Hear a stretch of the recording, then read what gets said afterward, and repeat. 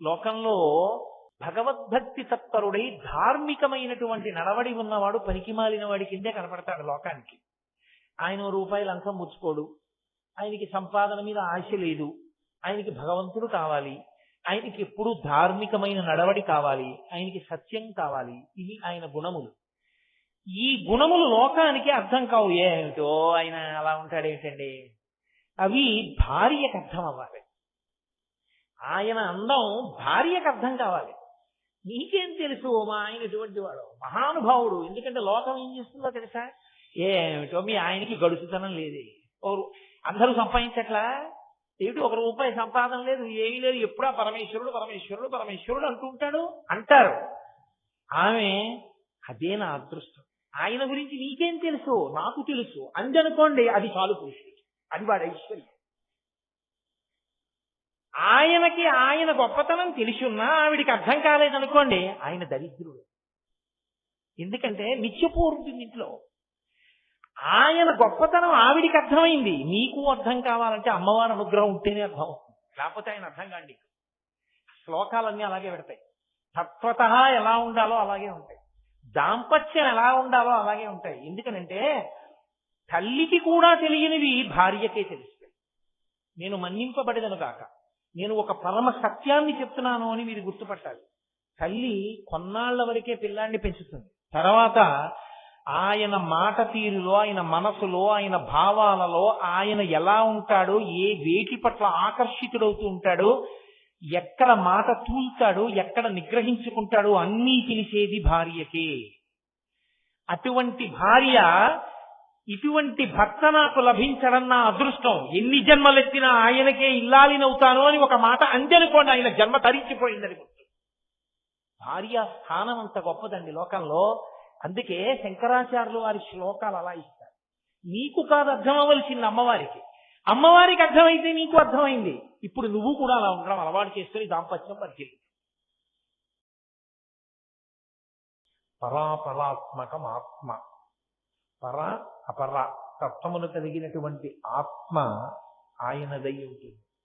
కాలంబు గతి, కాలమే ఆయన యొక్క నడక. కాలంబు గతి రత్నగర్భ పదము, ఈ భూమి అంతా కూడా ఆయన పాదం. శ్వసనంబు నీ ఊర్పు, వాయుదేవుడు ఆయన యొక్క ఊపిరి.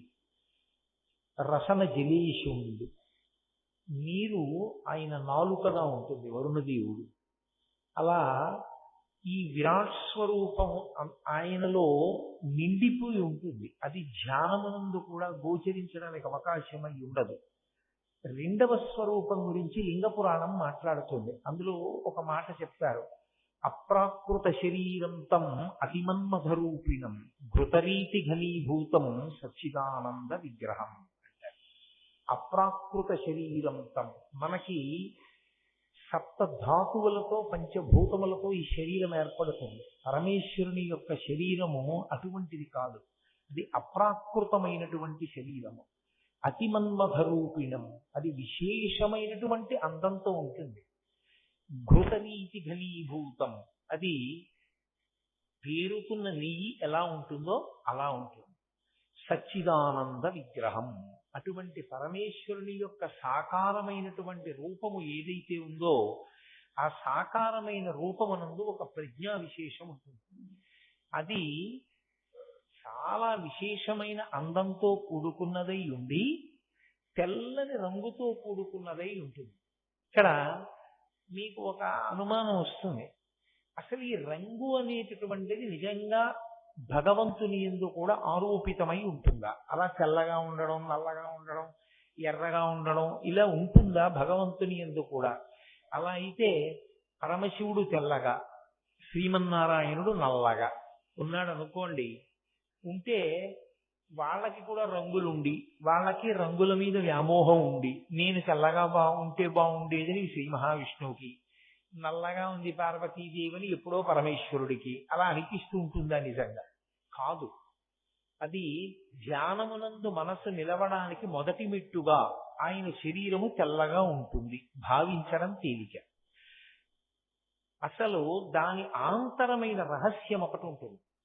అది మీకు అర్థమైందనుకోండి, అసలు శివుడు ఎందుకు తెల్లగా ఉంటాడో మీకు అర్థమైతే, శివుడు తెల్లగా ఉంటాడు అన్న దాని మీద అభిమానం కన్నా అసలు శివుని తెల్లతనం ఏమిటో తెలుసుకోవడం వల్ల మనం తెల్లబడతాం. అది ఎలా జరుగుతుంది అంటారేమో. లోకంలో వర్ణములు అని ఒక మాట. వర్ణములు అంటే రంగులు. రంగులలో 7 రంగులు ఉంటాయి. అందుకే ఇంద్రధనస్సుకి 7 రంగులు. చిన్నతనంలో సైన్స్ లో వాటిని విబ్జియార్ అని పిలుస్తూ ఉంటారు. Violet, IndiGo, blue, yellow, green, orange, red. ఇవి 7 రంగులు. 2 రంగులు కౌ. తెలుపు, నలుపు 2 రంగులు కౌ. తెలుపు అన్ని రంగులను బయటికి వదిలిపెట్టేస్తే తెలుపు, అన్నిటినీ లోపలికి పుచ్చుకుంటే నలుపు. అందుకే తెలుపు రంగు కాదు, నలుపు రంగు కాదు. ఈ 2 రంగులలోకి తీసుకొచ్చి చెప్పకుండా మిగిలినవి రంగులుగా చెప్తారు. ఇందులో కూడా గమ్మత్తు ఏమిటంటే, తెలుపులోంచి మిగిలిన రంగులు విడివడే ముందు మొదట ఎరుపు విడివడుతుంది.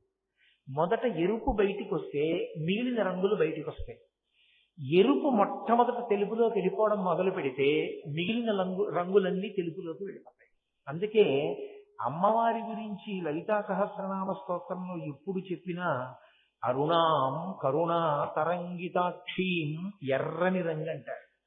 అంటే పరమేశ్వరుడిని నుంచి విడివడి జీవుడిగా నిలబడమనేటటువంటి మాయ ఎక్కడ ప్రారంభం అంటే అమ్మవారి యొక్క విశేషం చేతనే ప్రారంభం. అందుకే ఆవిడ ఎరుపు. మళ్ళీ శివుడిలోకి కలిపేది కూడా ఎరుపే. ఆ ఎరుపే తెలుపులోకి కలపాలి, ముందు ఎరుపు వెళ్ళాలి. అందుకే అమ్మవారిని ఎరుపు రంగుతో సంకేతిస్తాడు. పరమేశ్వరుడు తెలుపు. తెలుపు అంటే అన్నీ ఆయనలో ఉన్నాయి. అన్నీ ఆయనలో ఉన్నవి ఆయన బయటికి విడిచిపెట్టేస్తాడు. అందుకే తెలుపు ఎప్పుడు బయటికి వదిలిపెట్టేస్తుంది. వేసవి కాలంలో తెల్లని బట్టలు వేసుకోండి, తెల్లని బట్టలు వేసుకోండి అని ఎందుకంటారంటే, తెల్లని బట్టలు వేసుకుంటే చల్లగా ఎందుకు ఉంటుందంటే బయటికి వదిలేస్తుంది వేడి. ఆ తెలుపుకి ఒక లక్షణం ఉంటుంది. మీరు చూడండి, తెలుపు దేనికి గుర్తు అంటే లోపల ఏది దాచలేదు అని గుర్తు. అది రంగు కాదు, అది శాశ్వతత్వము అని గుర్తు. అన్నీ అందులోకి వెళ్ళిపోతాయి, అన్నీ అందులోంచే బయటికి వస్తాయి. అలా విశ్రాంతి స్థానము. అన్ని రంగులు దేంట్లోకి ఎడతాయో, అన్ని రంగులు దేంట్లోంచి బయటికి వస్తాయో అదే తెలుపు. కాబట్టి ఇప్పుడు తెలుపు ఏమవుతుందంటే శాశ్వతము. రంగులు శాశ్వతం కాదు. ఇవాళ ఉంటుంది, రేపు పోతుంది, వెలిసిపోయింది అంటారు. మీరు చూడండి, ఇంగ్లీష్ లో మాట ఉంది, ఆయన దాన్ని కొంచెం కలర్ చేశారండి అంటారు. అంటే అబద్ధం ఆడాడండి, కొంచెం కొత్తవి లేనివి ఉన్నవి కలిపాడు అని చెప్పవలసి వచ్చింది అనుకోండి, ఆయన దాన్ని కలర్ చేశాడండి అంటారు. కలర్ చేశాడండి అంటే అర్థం ఏంటంటే లేనిది ఉన్నట్లుగా, ఉన్నది లేనట్టుగా చూపిస్తున్నాడు అని. శ్వేతపత్రం విడుదల చేయండి అంటారు. శ్వేతపత్రం అంటే తెల్ల కాగితం పెట్టండి. శ్వేతపత్రం విడుదల చేయండి, ఇంగ్లీష్ లో కూడా దానికి అదే మాట ఉంది, సబ్మిట్ ఏ వైట్ పేపర్. ఓ వైట్ పేపర్ సబ్మిట్ చేయండి దాని మీద అంటారు. వైట్ పేపర్ సబ్మిట్ చేయండి అంటే in between the lines English లో ఒక ఫ్రేజ్. ఉన్నది ఉన్నట్లుగా మాట్లాడడం అంటే తెల్ల కాగితం పెట్టండి అంటే ఓ తెల్ల కాగితం తీసుకొచ్చి ఇమ్మని కాదు. శ్వేతపత్రం విడుదల చేయండి అంటే ఓ తెల్ల కాగితం మీకు ఇమ్మని కాదు. శ్వేతపత్రాన్ని విడుదల చేయండి అంటే ఆ విషయంలో యథార్థంగా ఉన్న సత్యం ఏమిటో మాకు చెప్పండి. తెలుపు సత్యమునకు ప్రతీక. ఇప్పుడు మీకు బాగా అర్థం అయి ఉంటుంది, ఎందుకంటే తెల్లవారు లేస్తే ఇది వాడుకలో ఉంది, శ్వేతపత్రాన్ని విడుదల చేయడము అన్నమాట. తెలుపు అంటే సత్యము. తెలుపు కాకుండా రంగు, ఉన్నది లేనిది, లేనిది ఉన్నది కలిశాయి. లేనిది ఉన్నట్టు, ఉన్నది లేనట్టు కనపడితే మాయ. మాయ ఎక్కడ ఉన్నా రంగుతోనే ఉండాలి. అందుకే ఎరుపుతో ఉంటుంది అమ్మవారు. ఎందుకంటే ఆవిడ మహామాయా విశ్వం భ్రమయసి పరబ్రహ్మ మహిషి. ఆవిడ మాయాస్వరూపిణి అయి లోకాలన్నిటినీ తిప్పాలి. తిప్పుతుంది కాబట్టి ఆవిడ రంగుతో ఉంటుంది. పరమేశ్వరుడు తెల్లగా ఉంటాడు, ఎందుకంటే అది సత్యం. అది ఒకనాడు ఉండి ఒకనాడు లేకుండా పోయే వస్తువు కాదు, ఎప్పుడూ ఉంటాడు. ఎప్పుడూ ఉండే పరమేశ్వరుడిలోకి అణిగిపోతుంది అమ్మవారు కూడా. అణిగిపోవడం అంటే సంకల్ప రూపంలో లోపలికి వెళ్ళిపోతుంది. అందుకే మీరు కొంచెం దీన్ని జాగ్రత్తగా పట్టుకుంటేనే మీకు ఈ సిద్ధాంతం అవగతమవుతుంది. కదలిక అని నేను అన్నాను అనుకోండి, అది బయట మీకు కనపడుతుంది కదలిక అంటే. ఇప్పుడు నేను నా చేయి కదిపాను అన్నాను అనుకోండి, నా చేతి కదలికని మీరు చూడొచ్చు. లేదు మీరొచ్చి నేను కూర్చుని ఉండగా ఈ వేదికని కదిపారనుకోండి, నేను కూడా కదులుతాను. వేదిక మీద ఉన్నాను కనుక నేను కూడా కదులుతాను. నా మనసు స్పందించింది అన్నాను అనుకోండి, మీకు కనపడుతుందా? నా మనోస్పందనము మీకు కనపడదు. కానీ నా మనోస్పందనం ఎవరిని కదుపుతుంది? లోపల నన్ను కదుపుతుంది. లోపల నాలోని తత్వాన్ని కదుపుతుంది. ఒక ఉదాహరణ చెప్పాలి అంటే, నేను అలా వెళ్ళిపోతుంటే ఒక దీనుడు కనపడ్డాడు అనుకోండి, నా మనసు కారుణ్యముతో స్పందించింది. అప్పుడు వెంటనే నాకు అయ్యయ్యో పాపం ఎంత బాధలో ఉన్నాడరా అన్న కదలిక కలుగుతుంది.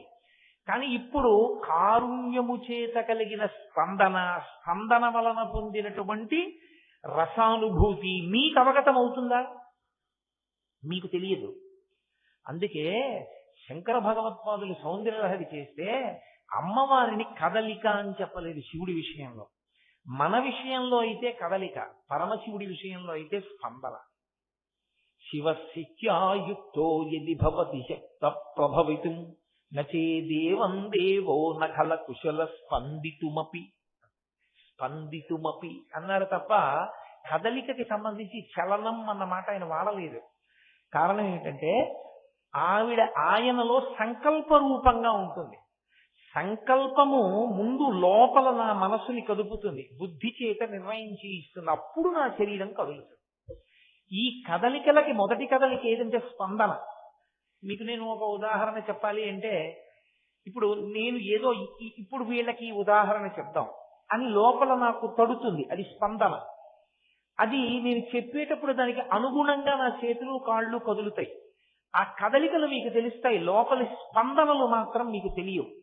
లోపల జరుగుతుంది స్పందన. పరమశివుని లోపల భావస్పందన రూపంలో ఉండేది అమ్మవారు. అందుకని అమ్మవారు అయ్యవారిలోకి అణిగిపోతుంది. అయ్యవారిలోంచి స్పందన రూపంలో పైకి వచ్చిందనుకోండి, ముందు ఆవిడ రావాలి. ఆవిడొస్తే ఆయన్ని కామేశ్వరుణ్ణి చేస్తుంది. ఆయన యందు సృష్టి యందు ఆభిముఖ్యమును కల్పిస్తుంది. ఇదే ముందుకెళ్ళిన తర్వాత ఒక చోట శంకర భగవత్పాదులు అంటారు, ప్రపంచ సృష్ట్యున్ముఖలాస్యకాయై అంటారు. ప్రపంచమును సృష్టి చెయ్యాలనేటటువంటి ఉన్ముఖత్వమును కల్పించిన లాస్య స్వరూపిణివి నువ్వు అంటారు.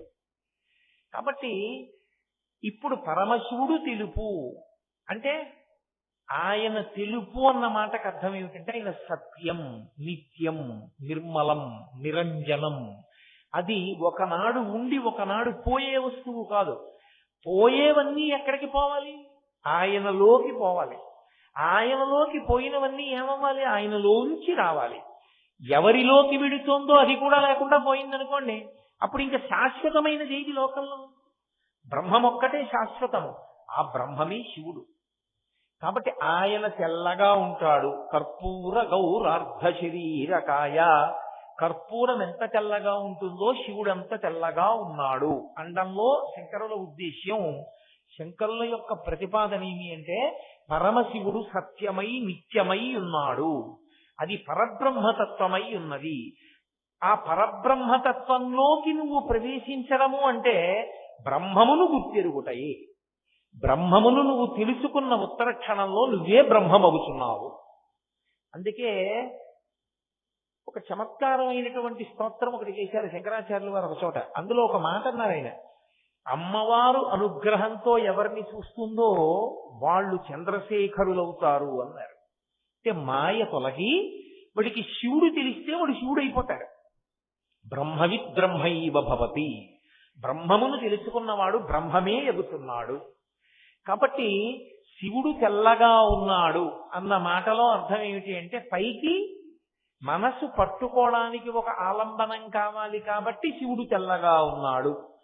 అంతరార్థము అన్నీ శివుడిలోంచి వచ్చి అన్నీ శివుడిలోకి ఎడతాయి తప్ప శివుడు మాత్రం ఇంకో దాంట్లోకి వెళ్ళిపోవడమో శివుడు లేకుండా పోవడమో ఉండనే ఉండదు. ఎప్పుడూ ఉండేవాడు ఆయనే.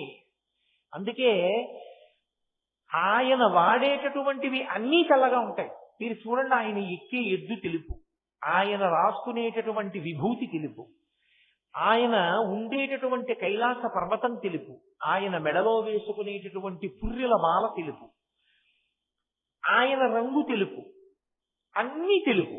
అన్నీ తెలుపుతో ఉండేటటువంటి పరమశివుని యొక్క తత్వం ఏమి అంటే, అన్నీ తెలుపుతో ఎందుకు సంకేతిస్తారంటే, ఎప్పుడూ ఉండేవాడు సుమా, ఒకనాడు ఉండి ఒకనాడు లేనివాడు కాడు. సమస్త లోకములు ప్రళయము యందు నశించిపోయినా ఆయన మాత్రం ఉంటాడు. ఆయన లేకుండా పోవడం అన్నది ఉండదు. మళ్ళీ ఆయనలోంచి అన్నీ బయటికి వస్తాయి. అందుకే ఒక చోట శంకరాచార్యులు వారు అంటారు, బ్రహ్మమస్తకావలి నిబద్ధతే నమశివాయ అంటారు.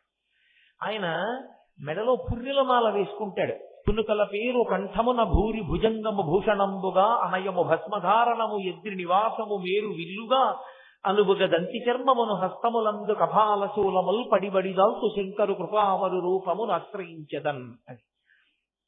పునుకల పేరు కంఠమున పుర్రెల మాల ఒకటి వేసుకుంటాడు. ఎందుకు ఆయనకు ఆ పుర్రెల మాల? అసహ్యంగా ఉండదు పుర్రెల మాల వేసుకుంటే? ఎవరైనా దగ్గరికి వెళ్తారా? ఎందుకు ఆ పుర్రెల మాల? తెల్లగా ఉంటుంది కాబట్టి వేసుకుంటాడా? అది కాదు దాని ఉద్దేశ్యం.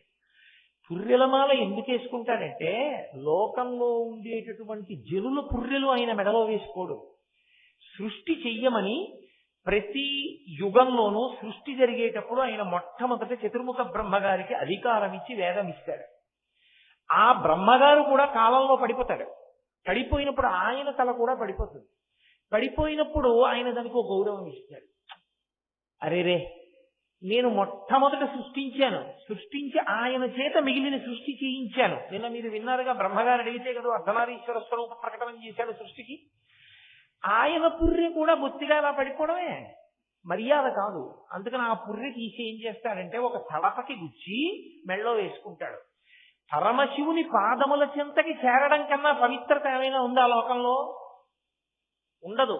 ఒక పువ్వు ధరించింది అంటే గుర్తు ఆయన పూజకి వెడితేనే. శవం మీద అలంకారంగా పుష్పహారం వెళ్ళిందనుకోండి, దాని జన్మ నశించిపోయింది. అది ఎంత సుగంధభరిత పుష్పమైనా దాన్ని ఎవరు తీసి కళ్ళకద్దుకుంటారో, ఎవరు శిగలో పెట్టుకుంటారో? శవం మీద వేసినటువంటి పుష్పమాల రుద్రభూమిలో విసిరివేయబడుతుంది. పరమేశ్వరుడి పాదముల మీదకి వెళ్ళిన పుష్పమాల కన్నుల కద్దుకుని శిగలో పెట్టుకుంటారు, తల మీద పెట్టుకుంటారు, చెవిలో పెట్టుకుంటారు. కాబట్టి ఆయన పాదముల మీదకి ఏది వెళ్ళిందో అది పూజింపబడిన వస్తువు అని గుర్తది ప్రసాదమై కూర్చుంటుంది. బ్రహ్మగారి తల కూడా పడిపోతే ఎలా?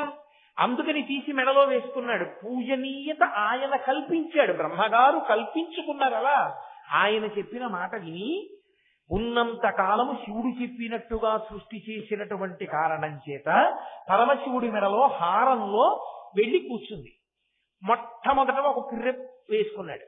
ఆ తర్వాత మళ్ళీ సృష్టి వచ్చింది. మళ్ళీ సృష్టి అంతా మహాప్రళయంలో వెళ్ళిపోయింది. మళ్ళీ బ్రహ్మగారు పడిపోయాడు. మళ్ళీ ఆ పుర్రె తీసి మెడలో వేసుకున్నాడు. అలా మళ్ళీ సృష్టి వచ్చింది. మళ్ళీ బ్రహ్మగారు వచ్చారు, మళ్ళీ సృష్టి చేశారు, మళ్ళీ బ్రహ్మగారు పడిపోయారు, మళ్ళీ బ్రహ్మగారి పుర్రె తీసి వేసుకున్నాడు. ఇలా బ్రహ్మగారి యొక్క పుర్రెలు బోలెడన్ని పుర్రెలై పెద్ద మాల ఒకటి ఆయన మెడలో వేసుకున్నాడు. అంటే ఎంతమంది బ్రహ్మలు వెళ్ళిపోయారు? ఎంత సృష్టి వెళ్ళిపోయింది? ఇంత సృష్టి వెళ్ళిపోయినా, ఇంతమంది బ్రహ్మలు వెళ్ళిపోయినా ఎవరు ఉండిపోయారు? ఆయన ఒక్కడే ఉండిపోయాడు, శివుడు. బ్రహ్మలు వెళ్ళిపోయారు, సృష్టి వెళ్ళిపోయింది. సృష్టించినవాడు సృష్టి కూడా వెళ్ళిపోయాయి. లోకంబులు లోకేశులు లోకస్తులు తెగిన తుది అలోకంబగు పెంచీకటి కావల ఎవ్వండే కకృతి వెలుగు అతని నీ సేవించున్నంటారు పోతన గారు. ఆయన ఒక్కడే మిగిలిపోయాడు పరంజ్యోతి స్వరూపుడే. అలా మిగిలిపోయిన వాడెవడో వాడు సత్యం, వాడు శాశ్వతం. నీవు కూడా శాశ్వతుడవు కావాలి అంటే పుట్టి చచ్చి కాకుండా ఉండాలి అంటే శివుడు నీకు తెలియాలి. శివుడు తెలిస్తే నీవు శివుడు అవుతావు. ఆత్మయే శివుడు. ఆత్మ తెలిస్తే నువ్వు ఆత్మ అవుతావు. ఇక మళ్ళీ జనన మరణములు లేవు. శరీరానికి ఉన్నాయి జనన మరణాలు, ఆత్మకి లేవు. కాబట్టి శివుడు తెల్లగా ఉంటాడు అన్న మాటలో శంకరుల ప్రతిపాదన ఏమి అంటే, ఆయన శాశ్వతుడు, నిత్యుడు, సత్యుడు తప్ప ఆయన ఒకనాడు ఉండి ఒకనాడు వెళ్ళిపోయేవాడు కాడు. అటువంటి వాడు పరమేశ్వరుడు. అందుకని కర్పూర గౌరార్ధ శరీరకాయ, ఆయన కర్పూరము వంటి తెల్లని శరీరంతో ఉంటాడు. ఇప్పుడు ఈ స్తోత్రంలో అది ప్రస్తుతం కాకపోయినా మీకు ఒక అనుమానం వస్తుంది. బాగుందండి, తెల్లతనము శాశ్వతత్వానికి గుర్తంటున్నారు. మరి తెలుపుకి వ్యతిరేకమైన గుణం ఏది? ఇంకొక విశేషం నలుపు. అది రంగు కాదన్నారుగా మీరు. నేను అన్నానుగా తెలుపు రంగు కాదు, నలుపు రంగు కాదన్నాను. మిగిలిన 7 రంగులు అన్నాను. పుచ్చుకుంటే నలుపు, వదిలిపెడితే తెలుపు అన్నాను. మరి అప్పుడు నలుపుకి శాశ్వతత్వం ఎలా? మరి అప్పుడు నలుపుగా ఉండే నారాయణుడు శాశ్వతుడని ఎలా చెప్తారు తత్వంలో? అప్పుడు నారాయణుడు కూడా కాలంలో విడిపోయేవాడేనా? అప్పుడు నలుపు శాశ్వతత్వం ఎలా అవుతుంది అంటే, మీరు జాగ్రత్తగా వినండి, సృష్టిలో ఏదైనా సరే చెట్టు చివరికి కాలిపోతుంది, మగ్గిపోతుంది. పువ్వు కావదు కదండి అని మీరు అనొచ్చు. కానీ పువ్వు నేల మీద పడిపోయిన తర్వాత దానిలో ఉన్న నీరంతా ఇంకిపోయి వేడికి మెల్లిమెల్లిగా రంగు పోయి గరుగ్గా తయారైపోయి ఎండిపోయి ఇక ధూళి కింద భూమిలోకి రాలిపోతుంది. అంటే అగ్నితప్తం అయిపోతుంది మనకి కనపడకుండానే. అప్పుడు ప్రతి వస్తువు కాలుతోంది. కాలిపోతున్న ప్రతి వస్తువు నల్లగానే అవుతుంది. అది తెల్లగా ఉన్నది కానివ్వండి, ఆకుపచ్చగా ఉన్నది కానివ్వండి, ఏది కానివ్వండి, అది కాలిపోయినప్పుడు అయ్యేది ఏది అంటే మొదట అది అన్నీ ఏ రంగుని పొందుతాయంటే నలుపు రంగునే పొందుతాయి. ఈ నలుపు కాలి తయారైందాన్ని ఏమని పిలుస్తామంటే బొగ్గు అంటాం. కాలకముందు ఏదైనా అవ్వచ్చు, కాలకముందు కుర్చీ అవ్వచ్చు, కాలిన తర్వాత బొగ్గు. కాలకముందు అది బల్ల, కాలిన తర్వాత బొగ్గు. కాలకముందు తండ్రి గారి శరీరం కాల్చేసిన తర్వాత బొగ్గు. ఏదైనా బొగ్గు. ఈ బొగ్గు శాశ్వతత్వాన్ని ఎలా పొందుతుందో తెలుసా? మరి బొగ్గు బొగ్గుగా ఉండదు కదండి అని మీరు అడగచ్చు. బొగ్గు వజ్రముగా మారుతుంది. అందుకే diamond is nothing but the transformation of coal into black coal. వజ్రానికి బ్లాక్ కోల్ అని ఒక, వజ్రానికి బొగ్గుకి బ్లాక్ డైమండ్ అని ఒక పేరు. బ్లాక్ డైమండ్ అని ఎందుకంటారంటే బొగ్గు వజ్రము యొక్క రూపాంతరం. వజ్రం వజ్రేన భిన్నయేత్. వజ్రం ఇహ పగలదు, వజ్రము చేతనే పగులుతుంది. అంటే పగలకుండా అలా ఉండిపోతుంది కాబట్టి వజ్రము శాశ్వతత్వాన్ని పొందింది. అంటే బొగ్గు శాశ్వతత్వాన్ని పొందింది. అంటే నలుపు శాశ్వతత్వాన్ని పొందింది. నలుపు శాశ్వతము, తెలుపు శాశ్వతము, రంగులు కావు కాబట్టి శివుడు కేశవుడు శాశ్వతులు. శివకేశవుల పేరు మీద ఉన్న బ్రహ్మము శాశ్వతం. అందుకని నలుపుకి తెలుపుకి అంత గొప్పతనం వచ్చింది. అథవా అర్థం చేసుకున్న వాడికి శివకేశవుల మధ్య భేదం లేదు. సంతోషంగా శివుణ్ణి కీర్తించిన వాడు, అందుకే పోతన గారు అంటారు, చేతులారంగ శివుని పూజింపడేని, నోరు నొవ్వంగ హరికీర్తి నుడువడేని, దయయు సత్యంబు లోనుగా తలపడేని, కలుగనేటికి తల్లుల కడుపు చేటు. తత్వం అర్థం కాని వాడికి శివుడు ఒకడు, విష్ణువు ఒకడు. తత్వం అర్థమైన వాడికి రెండూ శాశ్వతమైనవి. రెండుగా ఉన్న ఒకటి శాశ్వతంగా. అందుకని విష్ణువు శాశ్వతుడు, శివుడు శాశ్వతుడు. మీకు ఇప్పుడు అర్థమైందని నేను అనుకుంటున్నాను. అందుకని నేను ఇప్పుడు అది ప్రస్తుత అవసరం అయినా కాకపోయినా నలుపు శాశ్వతత్వాన్ని కూడా మీకు ఒకసారి చూపించడానికి అవకాశం తీసుకున్నాను. కాబట్టి కర్పూర గౌరార్ధ శరీరకాయ, ఆయన శాశ్వతుడయ్యాడు శివుడు. మీరు అర్ధనారీశ్వర స్తవం పరంగా వినండి. విన్నప్పుడు ఇందులో ఒక గమ్మత్తుంది. అమ్మవారి పరంగా చెప్పినప్పుడు ఏం చెప్పారంటే ఆయన ప్రీతిని గెలుచుకోవడాన్ని ప్రధానంగా చెప్పారు శంకరాచార్య వారు. శాంపేయ గౌరార్ధ శరీరకాయై. ఆవిడెందుకు పుచ్చుకుంది ఆ రంగు, సంపంగిపూ రంగు? పరమశివుడి కన్నా తానేమి తక్కువగానను కాను సుమా అనిపించుకోవడానికి. దాంపత్యంలో భర్త మనసు నిండిపోవాలి తప్ప భర్త మనసు నిండడంలో కొంత జాగా ఎవరికో మిగిలే అవకాశాన్ని భార్య ఇవ్వకూడదు. అందులోకి ఎవరూ ప్రవేశించడానికి చోటు ఉండకూడదు. నిండిపోగలగాలి తనతో. అది ఎలా వస్తుందంటే అనువర్తించడము చేత వస్తుంది. అనువర్తించుట అంటే ఆయనతో కలిసి నడుస్తుంది. ఆయన వెనక ఆయనకి సంబంధించినటువంటి సమస్తాన్ని ఎప్పుడూ ఆలోచిస్తూ ఉంటుంది. ఎప్పుడూ ఆలోచించడం అంటే ప్రయత్నపూర్వకంగా కాదు, ఆలోచించడమే తన పరమావధిగా మార్చుకుంటుంది. ఆలోచన ఎప్పుడు ఉంటుంది? ఊపిరి ఉంటే. ఊపిరి వలన మనసు కదలిక ఆలోచన. ఆమె ఊపిరి ఆయన ఊపిరి వేదం. ఇప్పుడు మీరు బాగా పట్టుకున్నారు లేదో, ఆమె ఊపిరి తీస్తే ఆమె మనసు కదిలితే పరమశివుడి గురించే కదులుతుంది. ఎప్పుడూ ఆయన గురించి ఆలోచిస్తుంది. ఆయన తన విషయంలో అసంతృప్తి ఏ విషయంలోనూ పొందకూడదు, అంత అనువర్తిస్తుంది. ఆయన సంతోషంగా ఉండాలి, ఎంతో సంతోషించాలి నా వల్ల. అందులో వెనకబాటుతనం అన్నదాన్ని అంగీకరించదు. అనువర్తించడం భార్య లక్షణం.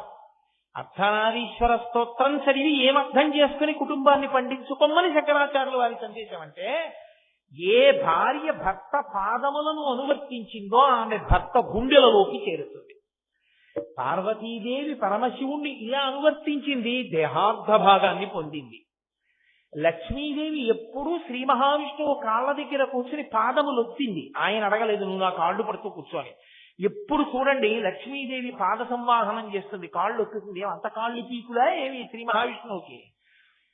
ఆయనకి కాళ్ళ పీకులని కాదు, ఆవిడ ఆయన పాదాల దగ్గర కూర్చుంటుంది అని. తనంత తాను ఆవిడ ఎంచుకున్నది ఆయన పాదాల దగ్గర కూర్చోవడం.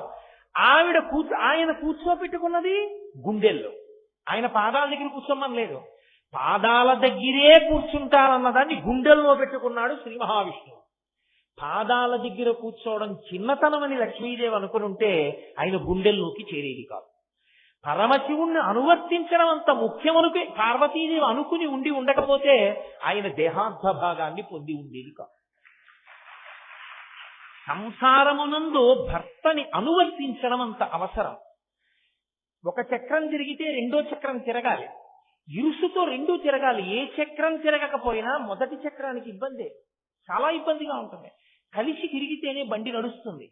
సంసారమునందు ఈ అనువర్తించడం అన్నది భార్య వైపు నుంచి ఉండాలి. భర్త మన తిరిగి ఆయనని అనువర్తించి నడచుట అన్నది రావాలి. భర్త మన తిరిగి అన్నప్పుడు ఆయన క్షుద్రమైన నడవడి కలిగిన వాడై ఉండకూడదు. అనువర్తించడం ప్రధానం తప్ప నేనెలా ఉండాలన్నది నువ్వు చెప్పడానికి పనికిరావు. నా ఇష్టం వచ్చినట్టు నేను తిరుగుతానని పురుషుడు అనకూడదు. పురుషుడు ధార్మిక మార్గమునందు ప్రయాణించాలి, పరమేశ్వరుణ్ణి పట్టుకుని నడవాలి. అలా నడిచిన వాడెవరో ఆయన శాశ్వతుడు. ఆయన శాశ్వతత్వాన్ని అమ్మవారు కూడా పొందుతుంది. ఆవిడ శాశ్వతి, శాశ్వతైశ్వర్య. మీరు చదువుతున్నారుగా తెల్లవారు లేస్తే. భర్త వలన ఆమె కూడా ఆ స్థానాన్ని పొందేసింది.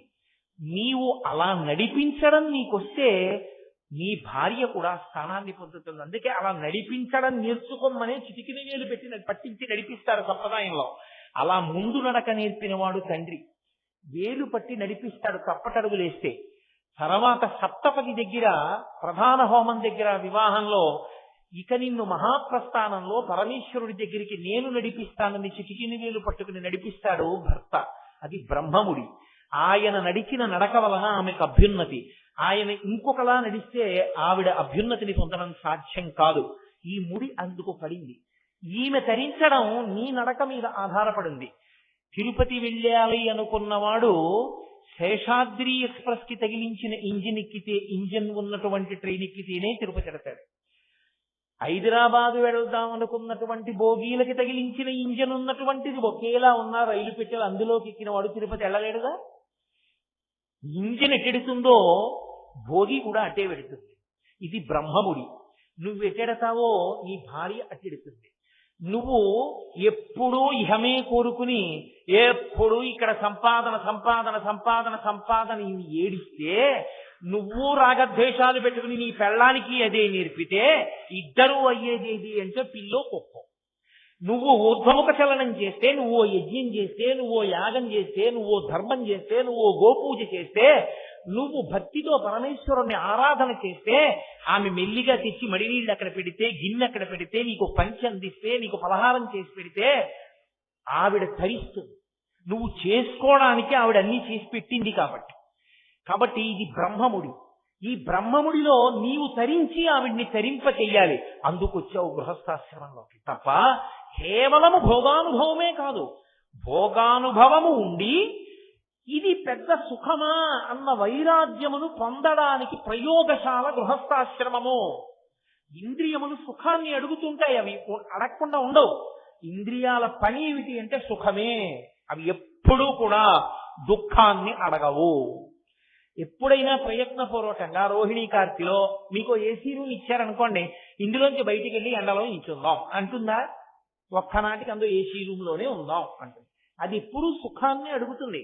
అది సుఖాన్ని అడుగుతున్నా ప్రయత్నపూర్వకంగా నువ్వు పరమేశ్వరుని యొక్క ఆరాధన యందు నీ శరీరము ఖేదపడడానికి సిద్ధపడితే దీన్నే పెట్టుబడి పెట్టాలి. అందుకే వేదాంతంలో ఒక మాట ఉంది, ఇది పెట్టుబడి. మీరు చూడండి, ఒక ఐశ్వర్యవంతుడు ఉంటాడు, ఆయనకు కొడుకు ఉంటాడు. కొడుక్కి తండ్రి తను సంపాదించిన ఐశ్వర్యం అంతా ఇచ్చేసి వ్యాపారం చేసుకోరా అండవు. ఏం చేస్తాడంటే తన దగ్గర 1000 కోట్లు ఉన్నాయనుకోండి, ముందు 50 లక్షలు ఇస్తాడు. ఇచ్చి ఒరే వ్యాపారం పెట్టంటే చూస్తాడు వీడు ఎలా చేస్తున్నాడు.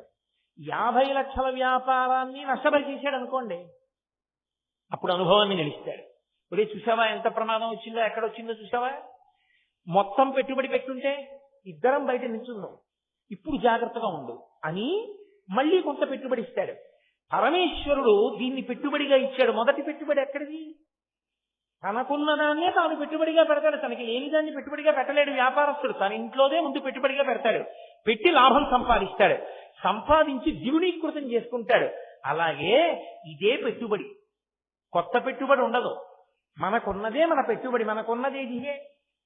దీన్ని పెట్టుబడి పెట్టాలి. దీన్ని పెట్టుబడి పెట్టడం అంటే అమ్మ బాబోయ్ ఇది సుఖంగా ఉండాలండి, ఇది సుఖంగా ఉండాలండి అని ఎప్పుడూ దీని సుఖం గురించి ఆలోచిస్తే నువ్వు ఈశ్వరుణ్ణి చేరలేవు. అమ్మో నా డబ్బు బయటికి తానండి, పెట్టుబడి పెట్టనండి అంటే నువ్వు వ్యాపారం చేయలేవు, లాభం రాదు. ఎంత ఉందో అంతే ఉంటుంది. పెట్టుబడి పెట్టి ధైర్యం చేశావు, లాభం వస్తుంది. అలాగే దీన్నే పెట్టుబడిగా పెట్టాలి. దీనితో ఈశ్వరుడి పల్లకి మోయి, దీంతో భగవన్నామం చెప్పు, దీంతో శ్రద్ధతో పుష్పాలు అర్చించి పూజ చేయి, దీంతో భగవత్ కథా శ్రవణం చేయి, దీంతో 4 స్తోత్రాలు చదువు, దీంతో 2 గ్రంథాలు చదువుకో, దీంతో ఒకరికి పెట్టుకో. దీంతో ఏం చేశావో అదే నీకు పెట్టుబడి, నీకు లాభాలు తీసుకొస్తుంది. నీ వెంట పుణ్యం అన్న లాభం వస్తుంది. దీన్ని పెట్టకూడని చోట పెట్టుబడి పెట్టావు, నష్టం వచ్చింది, అనుభవించాలి నువ్వే. పెట్టకూడని చోట పెట్టావు, పెట్టుబడి పట్టుకెళ్ళి ఇది ప్రమాదకరమని తెలిసి అక్కడ పెట్టేశావు, నష్టం వచ్చి నీవే భరించాలి. దీంతో చెయ్యకూడనివన్నీ చేశావు, దాచుకున్నావు. ఒక్కనాడు భగవంతుడి గురించి మాట్లాడలేదు, ఒక్క స్తోత్రం చెప్పలేదు, ఒక నామం చదవలేదు, జీవితం మొత్తం మీద ఒక్కనాడు ఈశ్వరుడి పల్లకి నీ భుజాన పట్టింది లేదు, ఒక్కనాడు గురువు గారి పాదాల దగ్గర వంగి నమస్కారం చేసింది లేదు, ఒక్కనాడు పెద్దల దగ్గర ఒక విషయం తెలుసుకుందామన్న తాపత్రయం లేదు. నువ్వు దీన్ని పెట్టుబడిగా పెట్టుకుని నువ్వు పట్టుకెళ్లేదంతా నష్టమే. హీనోపాధులలోకి వెళ్ళిపోవడానికి కావలసిన పాపాన్ని మూట కట్టుకుంటాం. కాబట్టి దీన్ని పెట్టుబడిగా పెట్టి ముందు నడవడం నేర్పవలసిన వాడు భర్త. అందుకని పెద్దవాడిని ఇస్తారు. యోమే భర్త సమే గురువు, భర్త గురువు అవుతాడు. ఎందుచేత గురువు శిష్యుల్ని ఎలా తరింపచేస్తాడో భర్త భార్యను అలా తరింపచేస్తాడు. ఆయన సత్పురుషుడు అనుకోండి, ఆయన సంధ్యావందనం చేసుకుని పూజ చేసుకుని బయటికి వస్తే 2 ఇడ్లీలు పెట్టింది ఆవిడ. ఇప్పుడు ఆయన చేసుకున్నటువంటి పుణ్యంలో భాగం ఆవిడికి పడింది. ఆయన దుర్మార్గ పనులు చేశాడు, అయినా ఆవిడ ఆయనకి 2 ఇడ్లీలు పెట్టింది. ఇప్పుడు ఆవిడ తరిస్తుంది పతివ్రతగా. మండోదరి తరించి రావణుడు పాడైనట్టు, కానీ నువ్వు తరించలేవు. కాబట్టి నువ్వు తరించడం ముందు నేర్చుకోవాలి. కానీ ఇందులో ఉన్న ఇబ్బంది ఏమిటంటే ఆవిడ తరిస్తుంది, కానీ పేరు ప్రఖ్యాతి ఉండవు. సీతమ్మ పేరు మీద దేవాలయం ఉంటుంది, మండోదరికి దేవాలయం ఉందా? మండోదరి సీతమ్మ ఎంతటి మహాపతివ్రతయో, సీతమ్మ ఎంతటి సౌందర్య రాశియో, అంతటి మహాపతివ్రత, అంతటి సౌందర్య రాశి. గుడి ఎందుకు లేదు? రావణుడి భార్య కనుక. సరి అయిన భర్త దొరకడం ఎంత అవసరమో, భర్తని భార్య అనువర్తించడం ఎంత అవసరమో, భార్య మాట అవసరమైనప్పుడు భర్త వినడం ఎంత అవసరమో, భర్త మాట భార్య వినడం ఎంత అవసరమో, ఎక్కడ ఒకళ్ళనొకళ్ళు దిద్దుకుంటూ ఎంత జాగ్రత్తగా ఉండాలో నేర్పుతుంది. ఆ సమన్వయం లేదనుకోండి, అర్థం లేదంటే. ఒక కారు వర్షంలో వెళ్ళిపోతుంటే ముందున్న అద్దాన్ని తుడుస్తాయి 2 ఆ ఊసల్లాంటి వచ్చే అద్దం మీద, ఎంత అందంగా తుడుస్తాయో మీరు చూడండి. అవి 2 ఒకదాన్నొకటి చదువుకుంటూ పెడుతున్నాయా అన్నట్టు ఉంటాయి. 2 ఇలా పెడతాయి, మళ్ళీ ఇది బయలుదేరేటప్పటికి ఇది ఇలా పెడుతుంది. ఏ ఒక్క క్షణంలోనూ 2 కలుసుకోవడం మాత్రం కలుసుకోవు, కొట్టుకో. అలా ఉన్నాయి కాబట్టి అద్దం త్రొరవబడుతూ లోపల కూర్చున్నవాడు క్షేమంగా వెళ్ళిపోతున్నాడు. ఏది ఎప్పుడు ఎక్కడ ఎలా కదలాలో అలా కదలడంలోనే అందం ఉంది. రైలు పట్టాలు కలుసుకునే ప్రయత్నం చేస్తే పాడైపోతాయి. అలాగే పరిగెత్తాలి. ఏది ఎలా పరిగెత్తాలో అలాగే పరిగెత్తాలి. దాంపత్యం కూడా అలాగే పరిగెత్తాలి. భార్య చెప్పిన మాట మంచిదన్ననాడు భర్త వినాలి.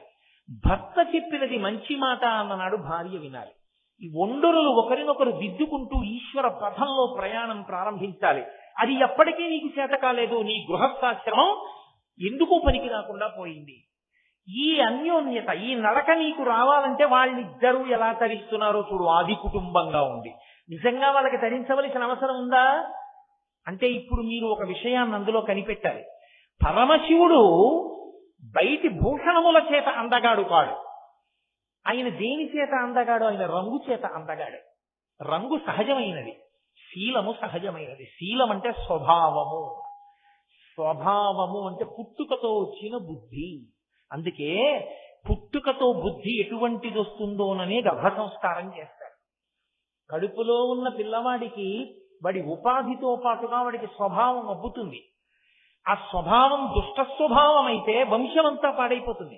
అందుకని వాడి స్వభావంలో మార్పు వచ్చి వాడు మంచివాడిగా ఉండాలని గర్భ సంస్కారములు అని కొన్ని సంస్కారములు చేస్తారు. సీమంతోన్నయనం దగ్గర మొదలుపెట్టి ఎన్నో సంస్కారములు చేస్తారు. పిల్లవాడు పుట్టే వరకు జాతకర్మాదులు కూడా అందుకే ఉద్దేశింపబడ్డాయి. కాబట్టి పురుషుడికి నిజమైన అందమేది అంటే పురుషుడు వేసుకున్న బట్టలు, పురుషుడు వేసుకున్న నగలు ఇవి కావు పురుషుడికి అందం. పురుషుడి యొక్క అందం అంతా ఎక్కడుందంటే ఆయన భక్తిలో, ఆయన గుణంలో, ఆయన శీలంలో, ఆయన జ్ఞానంలో అందం ఉంది. స్త్రీకి అందం అంతా ఎక్కడుంది?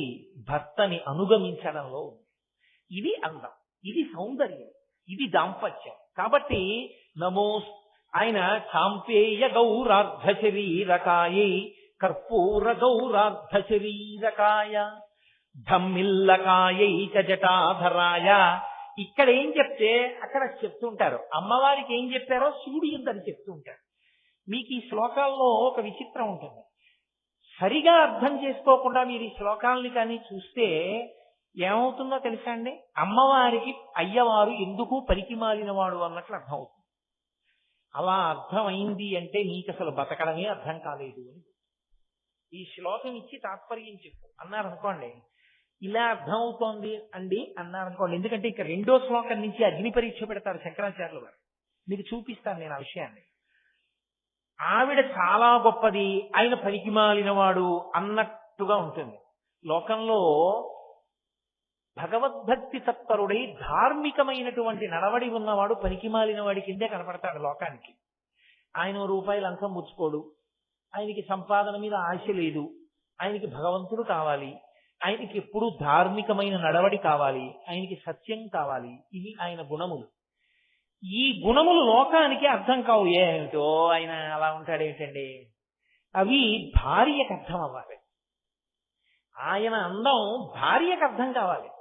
నీకేం తెలుసు మా ఆయన ఎటువంటి వాడు, మహానుభావుడు. ఎందుకంటే లోకం ఏం చేస్తుందో తెలుసా? ఏమిటో మీ ఆయనకి గడుచుతనం లేదే, అందరూ సంపాదించట్లా ఏమిటి, ఒక రూపాయి సంపాదన లేదు, ఏమీ లేదు, ఎప్పుడా పరమేశ్వరుడు పరమేశ్వరుడు పరమేశ్వరుడు అంటూ అంటారు.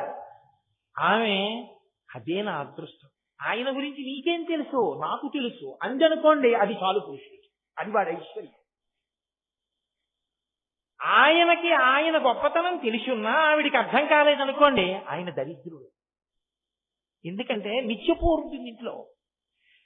ఆయన గొప్పతనం ఆవిడికి అర్థమైంది, నీకు అర్థం కావాలంటే అమ్మవారి అనుగ్రహం ఉంటేనే అర్థం అవుతుంది, లేకపోతే ఆయన అర్థం కాండి. శ్లోకాలన్నీ అలాగే పెడతాయి.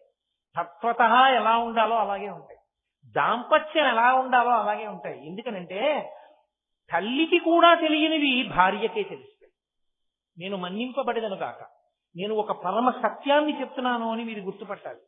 తల్లి కొన్నాళ్ల వరకే పిల్లాన్ని పెంచుతుంది, తర్వాత ఆయన మాట తీరులో, ఆయన మనసులో, ఆయన భావాలలో ఆయన ఎలా ఉంటాడో, ఏ వేటి పట్ల ఆకర్షితుడవుతూ ఉంటాడో, ఎక్కడ మాట తూల్తాడో, ఎక్కడ నిగ్రహించుకుంటాడో అన్నీ తెలిసేది భార్యకే.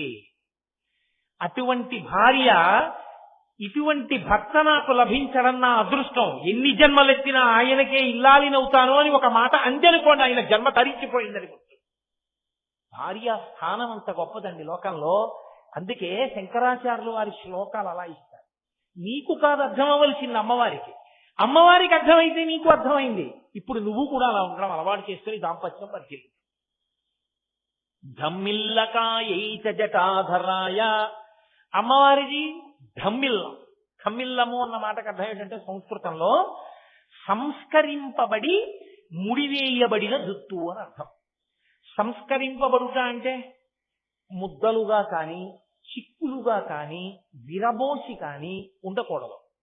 దాన్ని సంస్కరించడము అంటే దువ్వెన పెట్టి చక్కగా దువ్వుకుని తలకి ఏదో సుగంధ భరితమైనటువంటి ద్రవ్యాన్ని రాసుకుని అలది ఆ కొప్పుగా కబరీబంధము అంటారు, కొప్పుగా వేసుకుని ఉండాలి. ఇప్పుడు ఆ కొప్పుని కొప్పుగా విడిచిపెట్టకూడదు, అలంకృతమై ఉండాలి. సిగలో పువ్వులు ఉండాలి, ముందు భాగంలో బొట్టు ఉండాలి. ఇక్కడ బొట్టు పెట్టి ఇక్కడ బొట్టు పెట్టుకోవాలా అంటే మొట్టమొదట ఆడదానికి ఎప్పుడు చెరిగిపోని బొట్టు ఎక్కడ అంటే ఇక్కడ. ఈ బొట్టు మరుగున పడుతుంది, ఒక్కొక్కప్పుడు చెమట పట్టినప్పుడు స్నానం చేసినప్పుడు మరుగున పడుతుంది. ఎప్పుడూ మరుగున పడకుండా ఉండేది. అందుకే మరుగు పడకూడదని సింధూరం అలదుకుంటారు. సింధూరం తడి తెగిలి కడిగినా కూడా పోదు, మరకుండిపోతుంది. భర్త ఐశ్వర్యాన్నంతటినీ ఇక్కడి బొట్టు చేత నిర్ణయిస్తారు. శంకరుడు సౌందర్యలహరిలో శ్లోకం చేశారు దీని మీద. తనోతు క్షేమం నస్తవ వదన సౌందర్యలహరి అంటారు. ఇక్కడి బొట్టు చాలా ప్రధానం, ఇది కూడా చాలా ప్రధానం. కానీ పురుషుడు పెట్టుకుంటాడు, స్త్రీ పెట్టుకుంటుంది. పురుషుడు పెట్టుకోంది, స్త్రీ పెట్టుకునేది ఇక్కడ. ఇక్కడ ఎందుకు పెట్టుకుంటుంది అంటే భర్త యొక్క ఐశ్వర్యాన్ని నిర్ణయం చేస్తుంది లక్ష్మిగా ఇక్కడ బొట్టు పెట్టుకుని. కబరీబంధము చిక్కులు లేకుండా ఉండాలి. ఘన స్నిగ్ధ శ్లక్షణం చికుర నికురంబం తవ శివే అంటారు శంకరుల సౌందర్యలహరిలో. ఒత్తైన జుత్తు చిక్కుముడులు లేకుండా చక్కగా దువ్వెనతో సంస్కరించుకుని ఆ కొప్పుని ముడి వేసుకుంటుంది. ఎప్పుడు? భర్త నిద్ర లేవకముందు. భర్త నిద్ర లేచిన తరువాత జట వేయరాదు. అందుకే ఈ అనుగమించడం అన్న మార్గాన్ని చెప్పడం కోసమే ఇప్పటికీ శ్రీకాళహస్తి క్షేత్రంలో ఒక విచిత్రం ఉంటుంది. శ్రీకాళహస్తిలో మొట్టమొదటి అభిషేకం వాయులింగానికి చెయ్యరు. మొదటి అభిషేకం జ్ఞానప్రసూనాంబకి చేస్తారు. ఎందుకో తెలుసా అండి?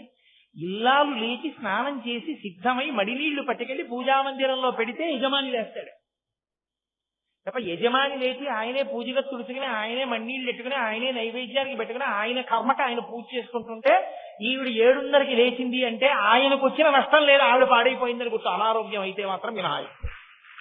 అనారోగ్యం విషయంలో నేను ఈ వ్యాఖ్య చేయట్లేదు. కానీ ఆవిడ ఉన్నది ఎందుకు అంటే ఇదిగో ప్రధాన కర్తవ్యం ఇదే. ఆయన పూజా మందిరాన్ని తుడిచి సిద్ధం చెయ్యాలి. అది ఒక్క భార్యకి, కొడుక్కి, మంత్రోపదేశం పొందినటువంటి శిష్యులకు, కోడలికి, వీళ్ళకి మాత్రమే అధికారం. పూజా సంచయాన్ని ముట్టుకునేటటువంటి అధికారం ఇతరులకు ఉండదు. ఒక్క వీళ్ళకి మాత్రమే ఆయన పూజా సంపుటాన్ని ముట్టుకుని తీసుకొచ్చి పూజా మందిరంలో సర్దే అధికారం ఉంటుంది. అందుకే శిష్యులు వెనకాతల ఉన్నారు అని గుర్తు ఏమిటంటే గురువు గారు ఏదీ తన వస్తువు తాను పట్టుకోకూడదు. గురువు తన వస్తువు తాను పట్టుకున్నాడు అనుకోండి, అది గురువు గారికి ఏమీ లోపం కాదు, శిష్యుడు భ్రష్టుడయ్యాడని గుర్తు. సేవ అన్న మాటకు అర్థం ఏంటంటే గురువు గారి వస్తువులు పట్టుకునే అధికారం తనకుంది, ఉపదేశం పొంది. కాబట్టి గురువు గారి వస్తువుల్ని శిష్యుడు పట్టుకుంటాడు. ఆయన కమండలాన్ని, ఆయన బట్టని, స్నానానికి వెడితే తర్వాత కట్టుకోవలసిన బట్టని కూడా శిష్యులే పట్టుకుని వస్తారు వెనకాల. అంటే మర్యాదతో వాళ్ళు తరిస్తున్నారని గుర్తు. ఆయన పట్టుకోలేదనుకోండి గురువు గారికి నష్టం లేదు, తను చేస్తాను చేయదని పట్టుకుపోతాడు. కానీ ఇప్పుడు వాళ్ళు పాడైపోయారు, వాళ్ళకి వచ్చిన అదృష్టాన్ని వదులుకున్నారు. కాబట్టి భార్య తను ముందు స్నానం చేసి సిద్ధం అవ్వాలి. తను సిద్ధం అవ్వడంలో కీచ సంస్కారము కూడా చేసుకుంటుంది. అథవా ఇంత చేయలేకపోతే చివరి విప్పి చివర ముడేసుకుంటారు, చివర మళ్ళీ పాయ అల్లేసుకుంటారు ఒకసారి. అందుకే జ్ఞానప్రసూనాంబ మొదటి అభిషేకాన్ని పొందుతుంది. అసలు శ్రీకాళహస్తి లాంటి క్షేత్రం మీకెక్కడ కనపడదు. ఎందుకో తెలుసా అండి? శ్రీకాళహస్తి క్షేత్రంలో ఉన్నన్ని వైవిధ్యాలు మీకు ఏ క్షేత్రంలోనూ కనపడవు. శివలింగం పక్కనే అమ్మవారు ఉంటుంది. ఒక్క శ్రీకాళహస్తిలో శివలింగం అటు చూస్తుంది తూర్పుకి, పశ్చిమానికి అమ్మవారు తూర్పు చూస్తుంది. శ్రీకాళహస్తి క్షేత్రం లోపలికి వెడుతూనే దూర్జటి రోమశ మహర్షి యొక్క సమాధులు ఉంటాయి. వాళ్ళు భక్తులు తమ మించి వెళ్ళాలని కోరుకున్నారు. అందుకే 2 గడపలు, కంచు గడప కూడా ఉంటుంది. దాటి పెడతారు లోపలికి. శ్రీకాళహస్తి క్షేత్రంలో ఎలా పడితే అలా లోపలికి వెళ్ళకూడదు. అసలు నిజంగా మాట్లాడాలంటే జింక చర్మం కట్టుకుని వెళ్ళాలి శౌచం కోసం. అలా వెళ్ళలేదేమోనని మీరు లోపలికి వెళ్ళగానే ఎడం పక్కకి తిరగగానే గణపతి దేవాలయంలో ముందర నరమృగ రూపం ఒకటి ఉంటుంది. అది కృష్ణాజినం జింక రూపంలో ఉండి మనిషి ముఖంతో ఉంటుంది విఘ్నేశ్వరుడి ముందు. దాన్నోసారి చేతితో తడిమి గుళ్ళోకి వెళ్ళాలి. అక్కడొక్క చోటే సుబ్రహ్మణ్యుడికి చెంగల్వరాయుడు అని పేరు. అందుకే శ్రీకాళహస్తి చిత్తూరు జిల్లా అంతా చెంగయ్య, చెంగమ్మ, చెంగప్ప ఆ పేర్లుంటాయి. సుబ్రహ్మణ్యేశ్వర స్వామికి చెంగల్వరాయుడు అన్న పేరు ఉన్నది ఒక్క శ్రీకాళహస్తి క్షేత్రమునందే. నవగ్రహాలు లేకుండా శనీశ్వర గ్రహం ఉన్నటువంటి క్షేత్రం ఒక్క శ్రీకాళహస్తి ఉంది. పరమేశ్వరుడి యొక్క సన్నిధిలో వెంకటేశ్వర స్వామి వారు ఇలా వరదహస్తం పట్టకుండా ఇలా అభయహస్తం పట్టిన ఏకైక క్షేత్రం శ్రీకాళహస్తి ఒక్కటే.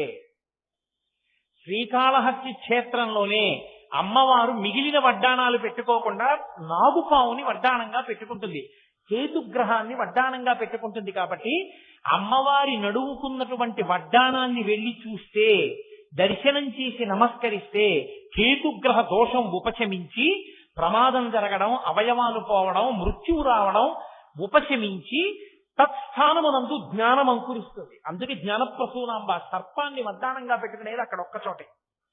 అయ్యవారు నవగ్రహ కవచం కట్టుకుంటారు, అభిషేకం లేదు. ఆయనకి ఎవ్వరూ ముట్టుకోరు. 2 పర్యాయాలు పొరపాటున అర్చకుల యొక్క వేళ్లు తగిలాయి. ఒకసారి అర్చకుడి వేలు తగిలినప్పుడు ఆ వేలు వెంటనే భస్మం అయిపోయి బూది అయిపోయి పడిపోయింది. రెండవసారి ఒక అర్చకుడి వేలు తగిలితే అది బంగారం అయిపోయింది. ఆ వేలంతా బంగారం అయిపోయింది. ఇప్పటికీ ముట్టుకోరు. కవచాన్ని విప్పేసి శ్రీకాళహస్తి క్షేత్రము ఒక్కదాని ఎందే అభిషేక జలాల్ని తీర్థంగా ఇస్తారు శివాలయంలో. ఇంకెక్కడా ఏ శివాలయంలో తీర్థం ఇవ్వరు. పచ్చకర్పూర జలాలతో అభిషేకం పొందే శివాలయం అదొక్కటే. సువర్ణముఖరికి ఇటు శ్రీకాళహస్తిలో పచ్చకర్పూరం అభిషేకం, సువర్ణముఖరికి అటు 7 కొండల మీద వెంకటేశ్వర స్వామికి పచ్చకర్పూరం నామం. పచ్చకర్పూర సంబంధమైన క్షేత్రాలు 2 కూడా. అక్కడ తీర్థాన్ని ఇస్తారు. స్వామి నవగ్రహ కవచాన్ని కట్టుకుంటాడు. అమ్మవారి ఎదురుగుండా బయటికి వచ్చి చూసి ఇలా తలెత్తి చూస్తే 12 రాశులు ఉంటాయి. మీరు ఏ రాశిలో ఉన్నారో ఆ రాశి కిందకెళ్ళి మీరు నిలబడితే దుష్ఫలితములన్నింటినీ అమ్మవారు తీసేస్తుంది. సహస్రాల చక్రాన్ని చూడాలి అంటే మీరు ఎక్కడా చూడడం కుదరదు. ఒక్క శ్రీకాళహస్తి క్షేత్రంలో జ్ఞానప్రసూనాంబ అమ్మవారి దేవాలయం బయటికి వచ్చి ఇలా తల పైకెత్తి చూస్తే సహస్రాల చక్రం ముద్రింపబడి ఉంటుంది. అది కూడా రసాయనాలు కలిసినటువంటి పెయింట్తో కాదు, ఓషధులను తెచ్చి 400 సంవత్సరాల క్రితం వేసినటువంటి పెయింట్ ఇప్పటికీ అలాగే ఉంది. ఆ పైన ఉంటుంది ఇప్పటికీ. నరసింహస్వామి వారు, మార్కండేయ స్వామి వారు ఇద్దరూ ప్రతిష్ఠించిన శివలింగాలున్న దేవాలయం ఒక్క శ్రీకాళహస్తియే.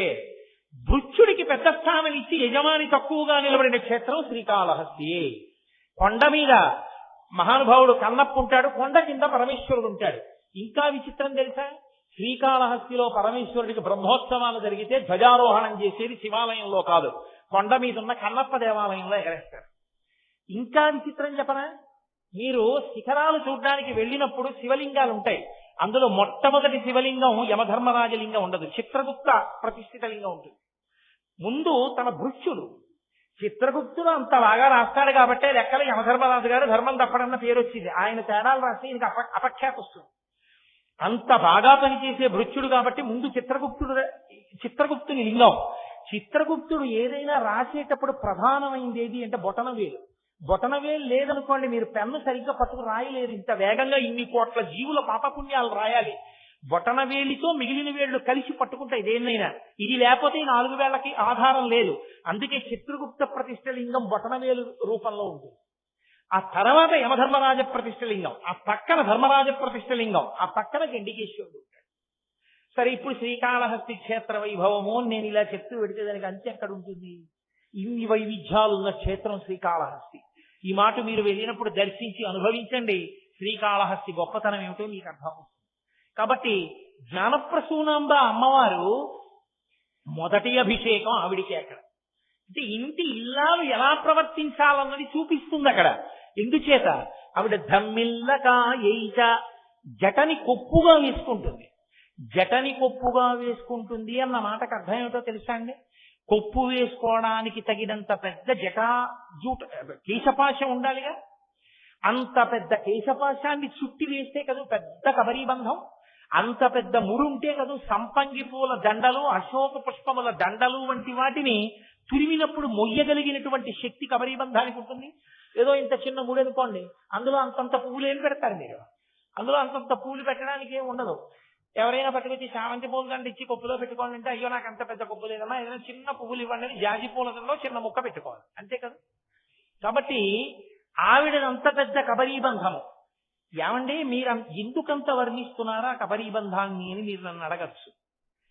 సాధారణంగా లోకంలో నియమం ఏమిటంటే, ఏ స్త్రీ యొక్క కేశపాశాన్ని పురుషుడు తదేక దృష్టితో చూడకూడదు. ఒక్క తన భార్య కేశపాశం వంక తప్ప అన్య స్త్రీల యొక్క కేశపాశం వంక పురుషుడు చూడకూడదు. ఎందుకంటే కేశము మోహకారకము. ప్రత్యేకించి స్త్రీల యొక్క కేశపాశం ఏది ఉంటుందో అది మోహకారకము. నేను పరమ పవిత్రంగా మాట్లాడుతున్నాను, మీ యందు కామాక్షిని చూసి మాట్లాడుతున్నాను. నేను శాస్త్రం మాట్లాడుతున్నాను తప్ప ఇంకేం కాదు. కాబట్టి స్త్రీ కేశపాశముల వంక తదేక దృష్టితో చూడవద్దు అని పురుషుడికి నిషేధం. అమ్మవారి కేశపాశం వంక ప్రయత్నపూర్వకంగా చూడాలి ధ్యానంలో. ఎందుకో తెలుసా? అలా చూస్తే అజ్ఞానం పోతుంది. ధునోతుధ్వాంతం అంటారు శంకరాచార్యుల వారు. ఆ కేశపాశానికి ఆ లక్షణం ఉంది. అయితే అమ్మవారి కేశపాశానికి ఉన్న గొప్పతనం ఏమిటంటే అది చాలా నల్లగా ఉంటుంది. చాలా నల్లగా ఉంది అంటే అర్థం ఏమిటంటే ఆవిడ నిత్య యవ్వన, ఆవిడ ఎప్పుడూ యవ్వనంలో ఉంటుంది. ఏమండి నిత్య యవ్వన అంటే ఆవిడ అలా ఎలా ఉంటుంది? మరి పూర్వజ, అందరికన్నా ముందు పుట్టిందిగా. అందరికన్నా ముందు పుట్టిన అమ్మ, అమ్మలగన్నయమ్మ ముగురమ్మల మూలపుటమ్మ చాలా పెద్దమ్మ సురారులమ్మ కడుపారడి బుచ్చినయమ్మ తన్ను లోలమ్మిన వేల్పుటమ్మల మలమ్మన ఉండడి అమ్మ దుర్గమాయమ్మ అయితే ఆవిడ జుట్టు తెలిపైపోతూ నమ్మితి నామనంబున సనాతనులైన ఉమామహేశులన్నని కదా పోతన గారు. సనాతనులైన ఉమామహేశులన్ అంటే మరి ఆవిడ జుట్టు తెల్లబడదు, పడదు. ఎందుకు తెలిపెక్కదు అంటే ఆమె కేశపాశము నల్లగా ఉంటుంది అంటే కాలమునకు మనందరం వశులమైపోతాం కాబట్టి జుట్టు తెల్లబడిపోతాం. జుట్టుని పరమేశ్వరుడు ఎందుకు తెల్లబరుస్తాడో తెలుసా? ఓ కారణం ఉంది. మీతో చెప్పాను కదా, తెలుపు శాశ్వతము. ఎందులోంచి ఇది వచ్చిందో అందులోకి వెళ్ళిపోయే రోజులు దగ్గరకు వచ్చేస్తున్నాయి. పెరిగే రోజులు వెళ్ళిపోయాయి. శరీరము పెరిగేది, బలాన్ని పొందే రోజుల్ని శరీరం అంటారు. ఇంకా దహింపబడడానికి సిద్ధమైపోతుంటే దేహము అంటారు. ఊరే ఎన్నాళ్ళు ఉన్నావో అంతకాలం ఇంకుండవు.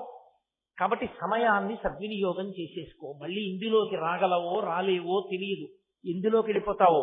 ఇందులో ఉండగా చేయి, ఇది దాటితే ఇక చేస్తావని నమ్మకం లేదు. కాబట్టి చేసేసుకో అని ఒక సంకేతం ఇవ్వడానికి తెల్లవారి లేచి తప్పకుండా దువ్వుకుంటాడు. కాబట్టి దీన్ని తెలుపు చేస్తాడు. ఇంకొక మాట నేను ఎందుకు అనాలి? నేను అనను, మీకు అర్థమైపోయింది. మనమే రంగేసేస్తే ఇంకా వాడిని ఉద్ధరించగలిగిన వాళ్ళు లేడు. కాబట్టి ఆయన తెలుపు చేయడం వెనక ఉండే లక్షణం అందుకుంటుంది. అందుకే మిగిలినవి వివర్ణము కావు, కేశములు మాత్రం రంగు మారిపోతాయి. కాబట్టి అమ్మవారి జుట్టు తెలిపెక్కలేదు అంటే కాలమునందు ఆమె వశపడదు. కాలమునకు మనం వశపడిపోతాం కాబట్టి కాలంలో పడిపోతాం. జనన తేదీ ఒకటి ఉంది అంటే మరణ తేదీ ఉంటుంది, వెళ్ళిపోతాయి. కాబట్టి మనం కాలమునకు వశపడిపోతాం. 6 వికారములు పొందేస్తుంది శరీరం. పుట్టినది, ఉన్నది, పెరిగినది, తరిగినది, మార్పు చెందినది, నశించిపోయినది. కానీ అమ్మవారు అలా కాలమునకు లొంగిపోయేది కాదు. కాబట్టి ఆవిడ నిత్య యవ్వన, అందుకని జుట్టు నల్లగా ఉంటుంది. అందుకని ఆవిడ ధమ్మిల్లకాయైచ, ఆవిడ జుట్టు ముడివేసుకుని ఉన్నది. జుట్టు ముడివేసుకుని ఎందుకు ఉండాలి అంటే శాస్త్రమునందు ఒక మాట ఉంది. జుట్టు విరబోసుకుని ఇంట్లో ఇల్లాలు ఉన్నా జుట్టు విరబోసుకుని స్త్రీ రాజవీధి యందు నడిచి వెళ్ళినా ఆ దేశమునకు అరిష్టము, ఆ ఇంటికి అరిష్టము అని గుర్తు.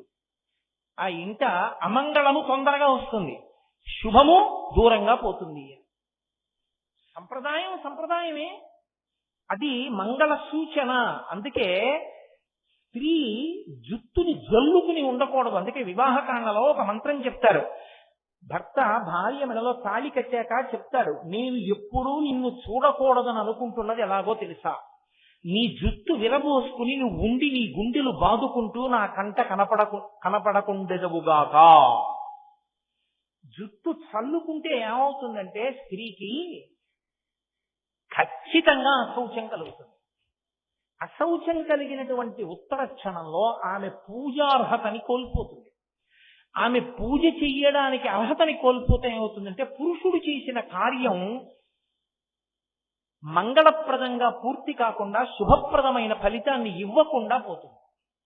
కారణం ఏమంటే, నాకు ఇది ఎలా మీకు స్పష్టంగా అర్థమయ్యేటట్టు చెప్పాలి అన్న విషయంలో నేను కొంచెం తడబాటు పొందుతున్నాను. ఉండకూడని రీతిలో ఉంటే శౌచము లేదు అంటారు. శౌచము లేకపోతే పూజ చేయడానికి అర్హత ఉండదు.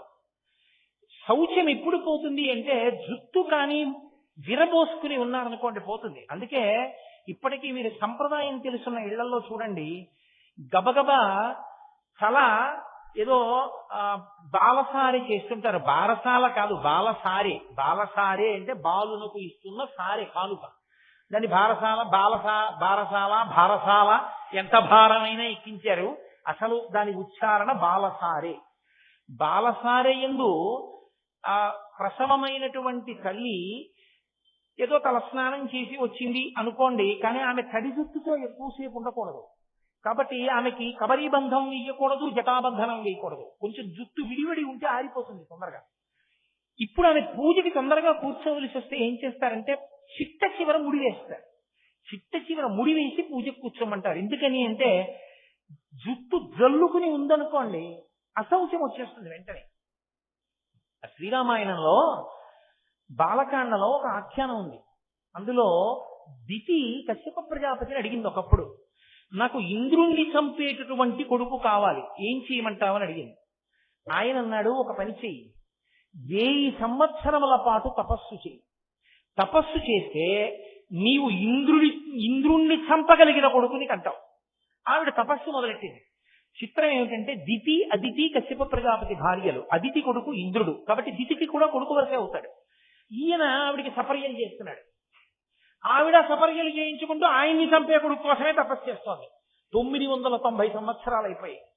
ఒక రోజు ఆవిడ ఇంద్రుడిని పిలిచండి, గర్భం కూడా పెరుగుతోంది లోపల, మరి కొడుకు పుట్టాలిగా. 1000 సంవత్సరముల గర్భం అది. బయట తపస్సు, లోపల బిడ్డ పెరుగుతున్నారు. 10 ఏళ్లే మిగిలిందయా ఇంద్ర, తొందరలో తమ్ముణ్ణి చూడబోతున్నావు, నీకు జయమగుగా అని ఆవిడ మధ్యాహ్నం వేళ పాపం 990 సంవత్సరముల గర్భాన్ని ధరించింది. తపస్సు చేత క్లేశాన్ని పొందింది. ముందు ఆవిడ చేసిన పొరపాటు ఏమిటంటే జుట్టుని ముడివేయడం వదిలిపెట్టేసి. వదిలిపెట్టడంలో ఏమైందంటే ఆవిడకి కునుకొచ్చి ఇలా ముందుకి వాలింది, కునుకుపాటుతో ఇలా వంగింది. ఆ జుట్టు వెనక ఉన్నది చల్లుకుని ముందుకొచ్చి కాళ్ళకి తగిలింది. తగలగానే ఆవిడకి అశౌచం వచ్చింది. ఎందుకని అంటే జుట్టు ముడివిడిపోయింది. జుట్టు ముడివిడిపోయి చల్లుకుపోయింది కాబట్టి కింద. ఇప్పుడు ఆవిడికి అశౌచం వచ్చింది కాబట్టి ఆవిడ తపస్సుని భంగం చేయడానికి ఇంద్రుడికి అవకాశం వచ్చింది. ఆవిడ ముడి వేసుకునే లోపల ఇంద్రుడు సూక్ష్మ శరీరంతో లోపలికి వెళ్ళిపోయి వజ్రాయుధం పట్టుకుని లోపల ఉన్న పిండానికి కనపడ్డాడు. వాళ్ళు ఏడిచింది ఆ పిండం. మారుదస్యేతి గర్భం శక్రోప్యభాషత. అయ్యో మమ్మల్ని చంపేకు అని ఏడిచింది లోపల ఉన్న పిండం. ఆయన అంత ఏడుస్తున్నా ఊరుకోకుండా తన వజ్రాయుధాన్ని పెట్టి ముక్కలు కింద నరికేశాడు. పిండాన్ని నరికి పైకొచ్చేసాడు. అప్పుడు దిగండి, నిజమే నాది తప్పు, కేశపాశాన్ని కింద ముడివేయకుండా తూలేను, జుట్టు చల్లుకుంది కాళ్ళ మీదకి, అశౌచం వచ్చింది. నా భర్త నన్ను ముందే హెచ్చరించాడు, నువ్వు చాలా జాగ్రత్తగా ఉండాలి సుమా తపస్సు చేసేటప్పుడు. అన్నిటికన్నా ప్రధానమైనదేదో తెలుసా? ఒక ఇల్లాలిగా నువ్వు తపస్సు చేసేటప్పుడు శుచిర్యది భవిష్యసి, జుట్టు చల్లుకుని ఉండకుండా చూసుకో, శౌచము పోకుండా చూడన్నాడు. జుట్టు ముడి వదిలేను, చల్లుకుంది, కింద విచ్చుకుంది. ఆ కారణంగా అశౌచము కలిగి నా కుమారుడు లోపల ముక్కలైపోయారు. అంటే ఇంద్రుడు అన్నాడు, బెంగ పెట్టుకోకమ్మా, లోపల నన్ను చూసి మారుదహ మారుదహ మమ్మల్ని చంపవద్దు చంపవద్దు అని ఏడిచారు కనుక వాళ్ళని మరుత్తులు అని పేరు పెట్టి నేను వాళ్ళని దేవతాగణంలోకి తీసుకుంటానని మరుద్గణములన్న పేరుతో వాళ్ళకి అధికారం ఇచ్చారు. అంటే సంప్రదాయమునందు ఒక్కొక్క దానికి ఒక్కొక్క విలువ ఉంటుంది. అంత విలువ ఉంటుందా అండి అని మీరు ఆశ్చర్యపోవక్కర్లేదు. ఆయన ఎంఎస్ సర్జన్, ఆయన గుండె కోసేసి ఆపరేషన్ చేసేయగలడు. ఓ గోరు చుట్టూ ఆపరేషన్ చేయడానికి వచ్చాడు. అయినా ఆయన వేసుకున్నటువంటి బట్టలు తీసి అక్కడ పెట్టేసి, పర్స్ తీసేసి అక్కడ పెట్టేసి, ఒక టోపీ ఒకటి ఆకుపచ్చడి పెట్టుకుని, తన చేతులు శుభ్రంగా కడుక్కుని గ్లోవ్స్ వేసుకుని, అప్పుడైనా కత్తి పట్టుకుని గోరు చుట్టూ కోస్తున్నాడు. అలవోకగా గోరు చుట్టూ కొయ్యగలిగిన డాక్టరు ఎందుకన్ని జాగ్రత్తలు తీసుకుని కోస్తున్నాడు? అంటే ఒక పని చేసే ముందు ఒకలా ఉంటే తప్పది సిద్ధించదు, లేకపోతే దోషం వస్తుంది ఖచ్చితంగా. ఎట్నుంచో బ్యాక్టీరియా ప్రవేశిస్తుంది. ఒక పుండు కోసే డాక్టర్ సరిగా ఉండకపోతేనే బ్యాక్టీరియా ప్రవేశిస్తే ఈశ్వర శాసనాన్ని అతిక్రమిస్తే అశౌచం వస్తుందని మీరు ఎందుకు నమ్మలేరు? కాబట్టి భర్త యొక్క మంగళత్వమునకు గుర్తేది అంటే భార్య వేసుకున్న కబరీ బంధమే. జటన్నా వేసుకోవాలి, ముడన్నా వేసుకోవాలి. అలా ముడి వేసుకుంటే అది మంగళ దర్శనం అని గుర్తు. పాపం ఆయన ఏదో పొద్దున్నే బయటికి వెడుతున్నాడు, వెనక జుట్టు విరబోసుకుని ఒక స్త్రీ కనపడింది. ఆయన కర్మ అమంగళం. వెంటనే ఆయన భగవతిని ప్రార్థన చెయ్యాలి. సర్వమంగళ మాంగళ్యే శివే సర్వార్థ సాధకే శరణ్యే త్రయంబకే దేవి నారాయణి నమోస్తుతే అని అమ్మవారి కబరీ బంధాన్ని ఒకసారి ఊహ చేసి నమస్కారం చేసి వెళ్ళాలి. అంత అమంగళకరమైనటువంటి శకునం అది, జుట్టు విరబోసుకుని కనపడితే. అమ్మవారు అలా ఉండదు సుమ. అంత పెద్ద జుట్టుందని, అంత నల్ల జుట్టుందని, అంత నొక్కుల జుట్టుందని, అంత చిక్కులు లేని జుట్టుందని ఆవిడ విరబోసుకు తిరుగుతుంది అనుకుంటున్నావేమో. అలా తిరిగే లక్షణం ఉన్నది కాదు. ఆమె ఝమ్మిల్లకాయైజ, అమ్మవారి సిగని చెప్తూ కుటుంబాలలో ఉండవలసిన సంప్రదాయాల్ని చెప్తున్నారు జగద్గురువులు కనుక శంకరాచార్యుల వారు. ఇది ఏకకాలమునందు శ్లోకాన్ని నడిపించగలిగిన ప్రజ్ఞ శంకరాచార్యుల వారిది. కాబట్టి ఝమ్మిల్లకాయైజ, అంత నల్లగా ఉంటుంది ఆవిడ జుట్టు. నిత్య యవ్వన, కాలాతీతురాలు అయినా సరే సంప్రదాయం విషయం వచ్చేటప్పటికి ఆవిడ అలా ఉంటుంది. శంకరులు సౌందర్యలహరిలో అంటారు, పరమశివుడు సభలోకి విజయం చేస్తున్నాడు అని చెప్పగానే ఆవిడ గబగబా వెళ్ళి మోకాళ్ల మీద ఒంగుని పరమశివుడి పాదములకు తన బొట్టు తగిలేటట్టుగా నమస్కారం చేస్తుంది. అన్ని మాటలు నమస్కరిస్తుంది కాబట్టే ప్రతిరోజు ఆవిడ మోకాళ్ళు మాత్రం గరుగ్గా ఉన్నాయన్నారు శంకరాచార్యులు గారు. అంటే ఒక పతివ్రత లక్షణం అంత గొప్పగా ఉంది. భర్తకి నమస్కరించడం పరమేశ్వరుడికి నమస్కరించడం. భర్త నమస్కరించాలంటే ధ్యానమునందు జాగ్రత్తగా నమస్కారం చెయ్యాలి. అది భార్యకి ఉన్న గొప్ప అదృష్టం. భర్తకి నమస్కరిస్తే పరమేశ్వరుడికి నమస్కరించినట్టే. సాక్షాత్తు పరదైవమే భర్త రూపంలో ఉన్నాడు అని చెప్తోంది శాస్త్రం. కాబట్టి అమ్మవారు అటువంటి ధమ్మిల్లమును కలిగి ఉన్నది, జుత్తు ముడి వేసుకుని ఉన్నది. అమ్మవారి జుత్తు ముడి వేసుకుని ఉంటుంది అన్న మాటని గొప్ప గొప్ప కవులు అంటే నా ఉద్దేశం రాత్రివేళ కాఫీ ఫ్లాస్క్ లో పోసుకుని యతి ప్రాస చూసి రచనలు చేసిన కవులని నా ఉద్దేశ్యం కాదు. భగవద్ దర్శనము చేయగలిగినంత అనుష్ఠాన బలమున్నవారు, తపోనిష్టా గరిష్ఠులు, పరదేవతానుగ్రహ సంపన్నులు, వారు ఎప్పుడు కవిత్వం చేసినా అమ్మవారి కబరీ బంధాన్ని అలాగే చెప్పారు. ఎంత గొప్పగా మాట్లాడారంటే నిజంగానో మూకశంకరులని మహానుభావులు. ఆయన అద్భుతమైనటువంటి శతకాలు, 5 శతకాలను రచించారు. రచించడం అంటే కూర్చుని వ్రాయలేదు. కామాక్షి పరదేవత ఎదురుగుండా నిలబడితే ఆయన అమ్మవారిని చూస్తూ చెప్పారు. పాదములు చూసి 2 శ్లోకములు. పాదారవింద శతకము, అమ్మవారి యొక్క కటాక్షము ఇలా క్రీగంటి చూపు చూసి 100 శ్లోకములు కటాక్ష శతకము, చిరునవ్వు మీద 100 శ్లోకములు మందస్మిత శతకము. అలాగే ఆయన అమ్మవారి యొక్క స్తోత్రం వైభవాన్ని చెప్పారు, స్తుతి శతకము. ఆవిడ యొక్క గొప్పతనాన్ని చెప్పారు, ఆర్యాశతకము. ఈ 5 శతకములు కలిపి మూక పంచశతి అయ్యే. ఆయన జన్మత నోరు లేనివారు, కానీ కామాక్షి అనుగ్రహంతో చెప్పారు 500 శ్లోకాలు. 500 శ్లోకాలు చెప్పినటువంటి మూకశంకరులు అమ్మవారి కొప్పు వంక చూశారు. అది జుట్టు చల్లుకుని చిమ్ముకుని లేదు, కొప్పు వేయబడి ఉంటే దాని మీద ఆయన చేసిన శ్లోకాలు అనితర సాధ్యం, అమృత భాండములు, అటువంటి శ్లోకములు చేశారు. అందులో నేను ఎప్పుడో చదివాను మూక పంచశతి, సరిగ్గా జ్ఞాపకం ఉందో లేదో నాకు తెలియదు. అందులో ఒక చోట ఒక మాట అంటారు ఆయన, తామ్రాంభోజం జలద నికటే తత్ర బంధూక పుష్పం తస్మిన్మల్లీ కుసుమ సుషమాం తత్ర వీణానినాదం అంటారు. జలద నికటే అంటే, జలద నికటే అంటే నీరు నిండినటువంటి మేఘం. నీరు నిండినటువంటి మేఘం నల్లగా ఉంటుంది. నల్లటి మేఘం ఉంది. ఈ నల్లటి మేఘంలో తామ్రాంభోజం ఒక ఎర్రటి కలువ పువ్వు పూసింది. ఎక్కడైనా మేఘంలో ఎర్ర కలువ ఉంటుందా?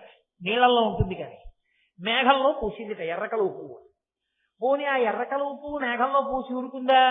తత్ర బంధూక పుష్పం, ఆ ఎర్ర కలువ పువ్వులో ఒక ఎర్రటి మంకెన పువ్వు ఉందిట. మంకెన పువ్వు ఎర్రగా తప్ప ఇంకోలా ఉండదు. కాబట్టి అందులో ఇంకా ఎర్రగా ఉన్నది. ఎందుకంటే ఎర్ర కలువకు ఒక లక్షణం ఉంటుంది, మీరు బాగా లోపలికి చూస్తే మొదళ్ళు తెల్లగా ఉంటాయి. బంధూక పుష్పం మంకెన పువ్వు అలా కాదు, పూర్తి ఎర్రగా ఉంటుంది. ఎర్రగా ఉన్నటువంటి ఒక మంకెన పువ్వు ఈ కలవ పువ్వులో ఉంది. అది ఎక్కడైనా సాధ్యం అవుతుందా? మళ్ళీ పోనీ అక్కడతో ఊరుకున్నారా? ఊరుకోలేదు. తస్మిన్ మళ్ళీ కుసుమ సుషమాం, మళ్ళీ ఎర్ర కలువలో ఉన్నటువంటి మంకెన పువ్వులో ఒక తెల్లటి మల్లె పువ్వు ఉంది. ఇవి మేఘంలో. అసలు అలా ఎలా ఉంటాయి? పువ్వులో పువ్వు ఉంటుందా లోకంలో ఎక్కడైనా? పువ్వులన్నీ కలిపి బుట్టలో పెట్టుకొస్తే చిన్న పువ్వులు ఏదో పెద్ద పువ్వులోకి తీరిపోతుంటాయి. అంతేగాని మేఘంలో ఎర్ర కలువ పుట్టి, ఎర్ర కలువలో మంకెన పువ్వు పుట్టి, మంకెన పువ్వులో మల్లె పువ్వు పుడుతుందా? పుట్టదు. పోనీ మల్లె పువ్వు పుట్టింది. అక్కడ చూస్తే తత్ర వీణానినాదం, వీణ వాయిస్తున్నటువంటి ధ్వని వినపడుతోందట ఆ మల్లె పువ్వు దగ్గర. అదేమిటండి ఇది ఎలా సాధ్యం అంటారేమో. వ్యావృన్వానా సుకృతలహరి కాచి కాంచీలహర్యా, ఇది కాంచీనగరంలో జరిగినటువంటి ఒక పెద్ద ఇంద్రజాలం అన్నారు ఆయన. ఐశానీశా కలయతి తరా ఇంద్రజాలం విలాసం.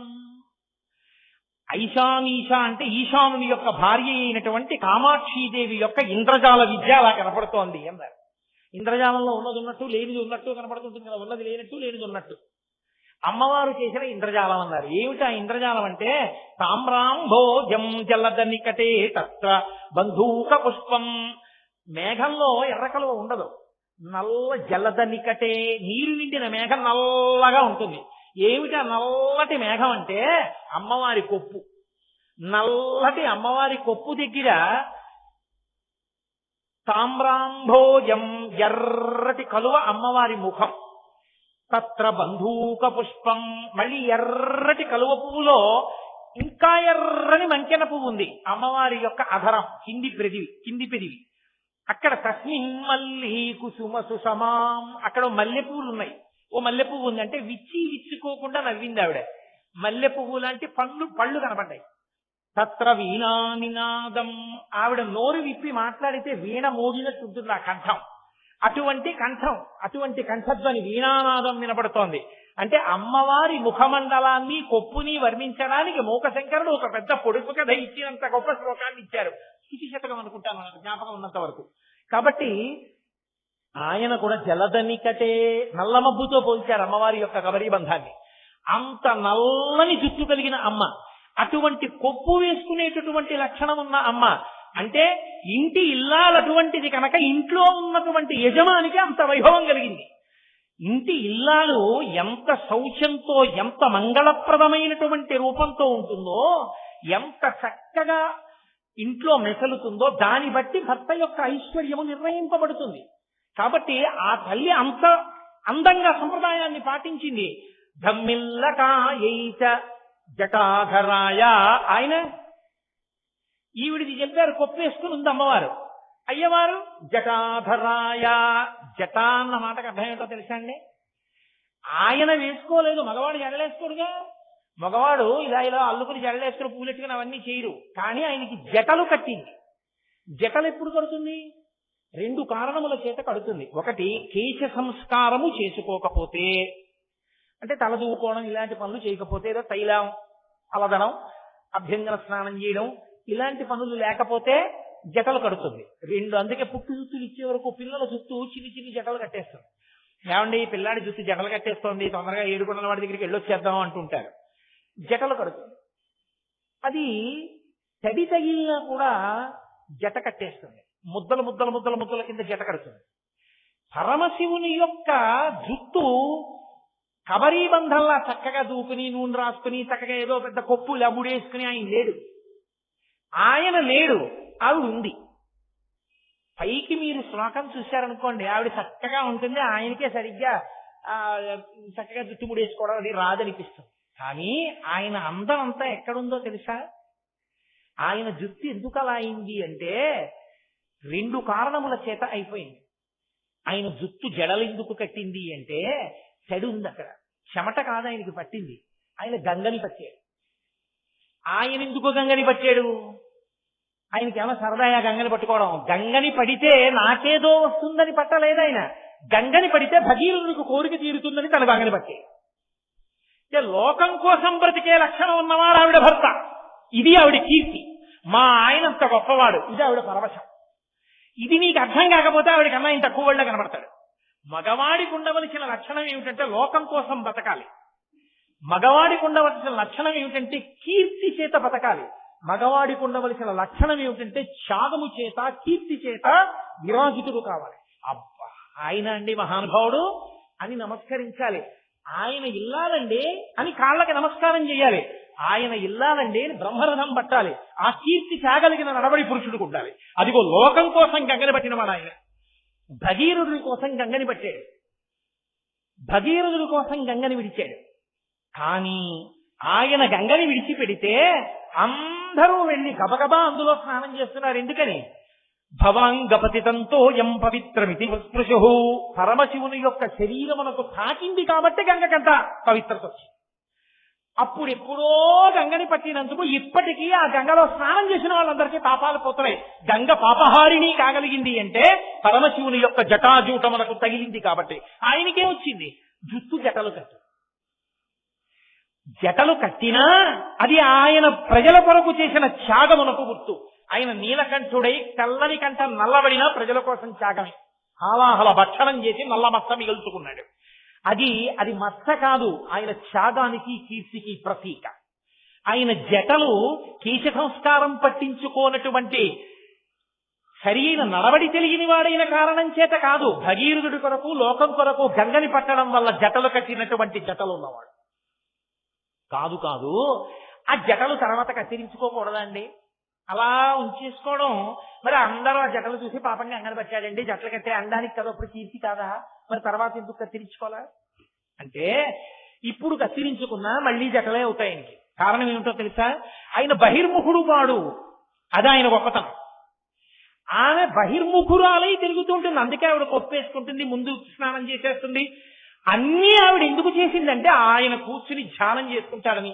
ఆయన కూడా అదే పనిగా ఆవిడ అన్ని అక్కడ పెట్టినా ఈయన పేపర్ చదువుకుంటూ అక్కడికి వెళ్ళి కూడా పేపర్ గురించి మాట్లాడుతూ పూజా మందిరంలో కూడా సెల్ ఫోన్ మాట్లాడుకునేవాడికి భార్య అగతాట్లు పడి అన్ని సిద్ధం చేయడం ఎందుకు? అదో కష్టం తప్ప. ఇన్ని ఎందుకు పెట్టింది ఆవిడంటే అక్కడికి వెళ్ళి ధ్యానం చేస్తూ ధ్యానంలో తాను రమించిపోతూ ఉండిపోతాడని. అలా ఒక్క పావుగంట భర్త కూర్చున్నాడు అనుకోండి, ఆవిడ ఎంతో సంతోషిస్తుంది. చక్కగా మా ఆయన పొద్దున్నే కూర్చుని ఓ పావుగంట ధ్యానం చేసుకుని బయటికి వస్తారు అని.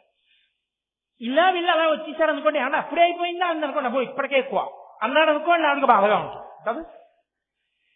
అలా 10 నిమిషాలు భర్త కూర్చుంటేనే సంతోషమైతే ఆయన చేసేటటువంటి ధ్యానం ఎలా ఉంటుందంటే, ఆయన ఎవరి కొరకు ధ్యానం చేయాలి?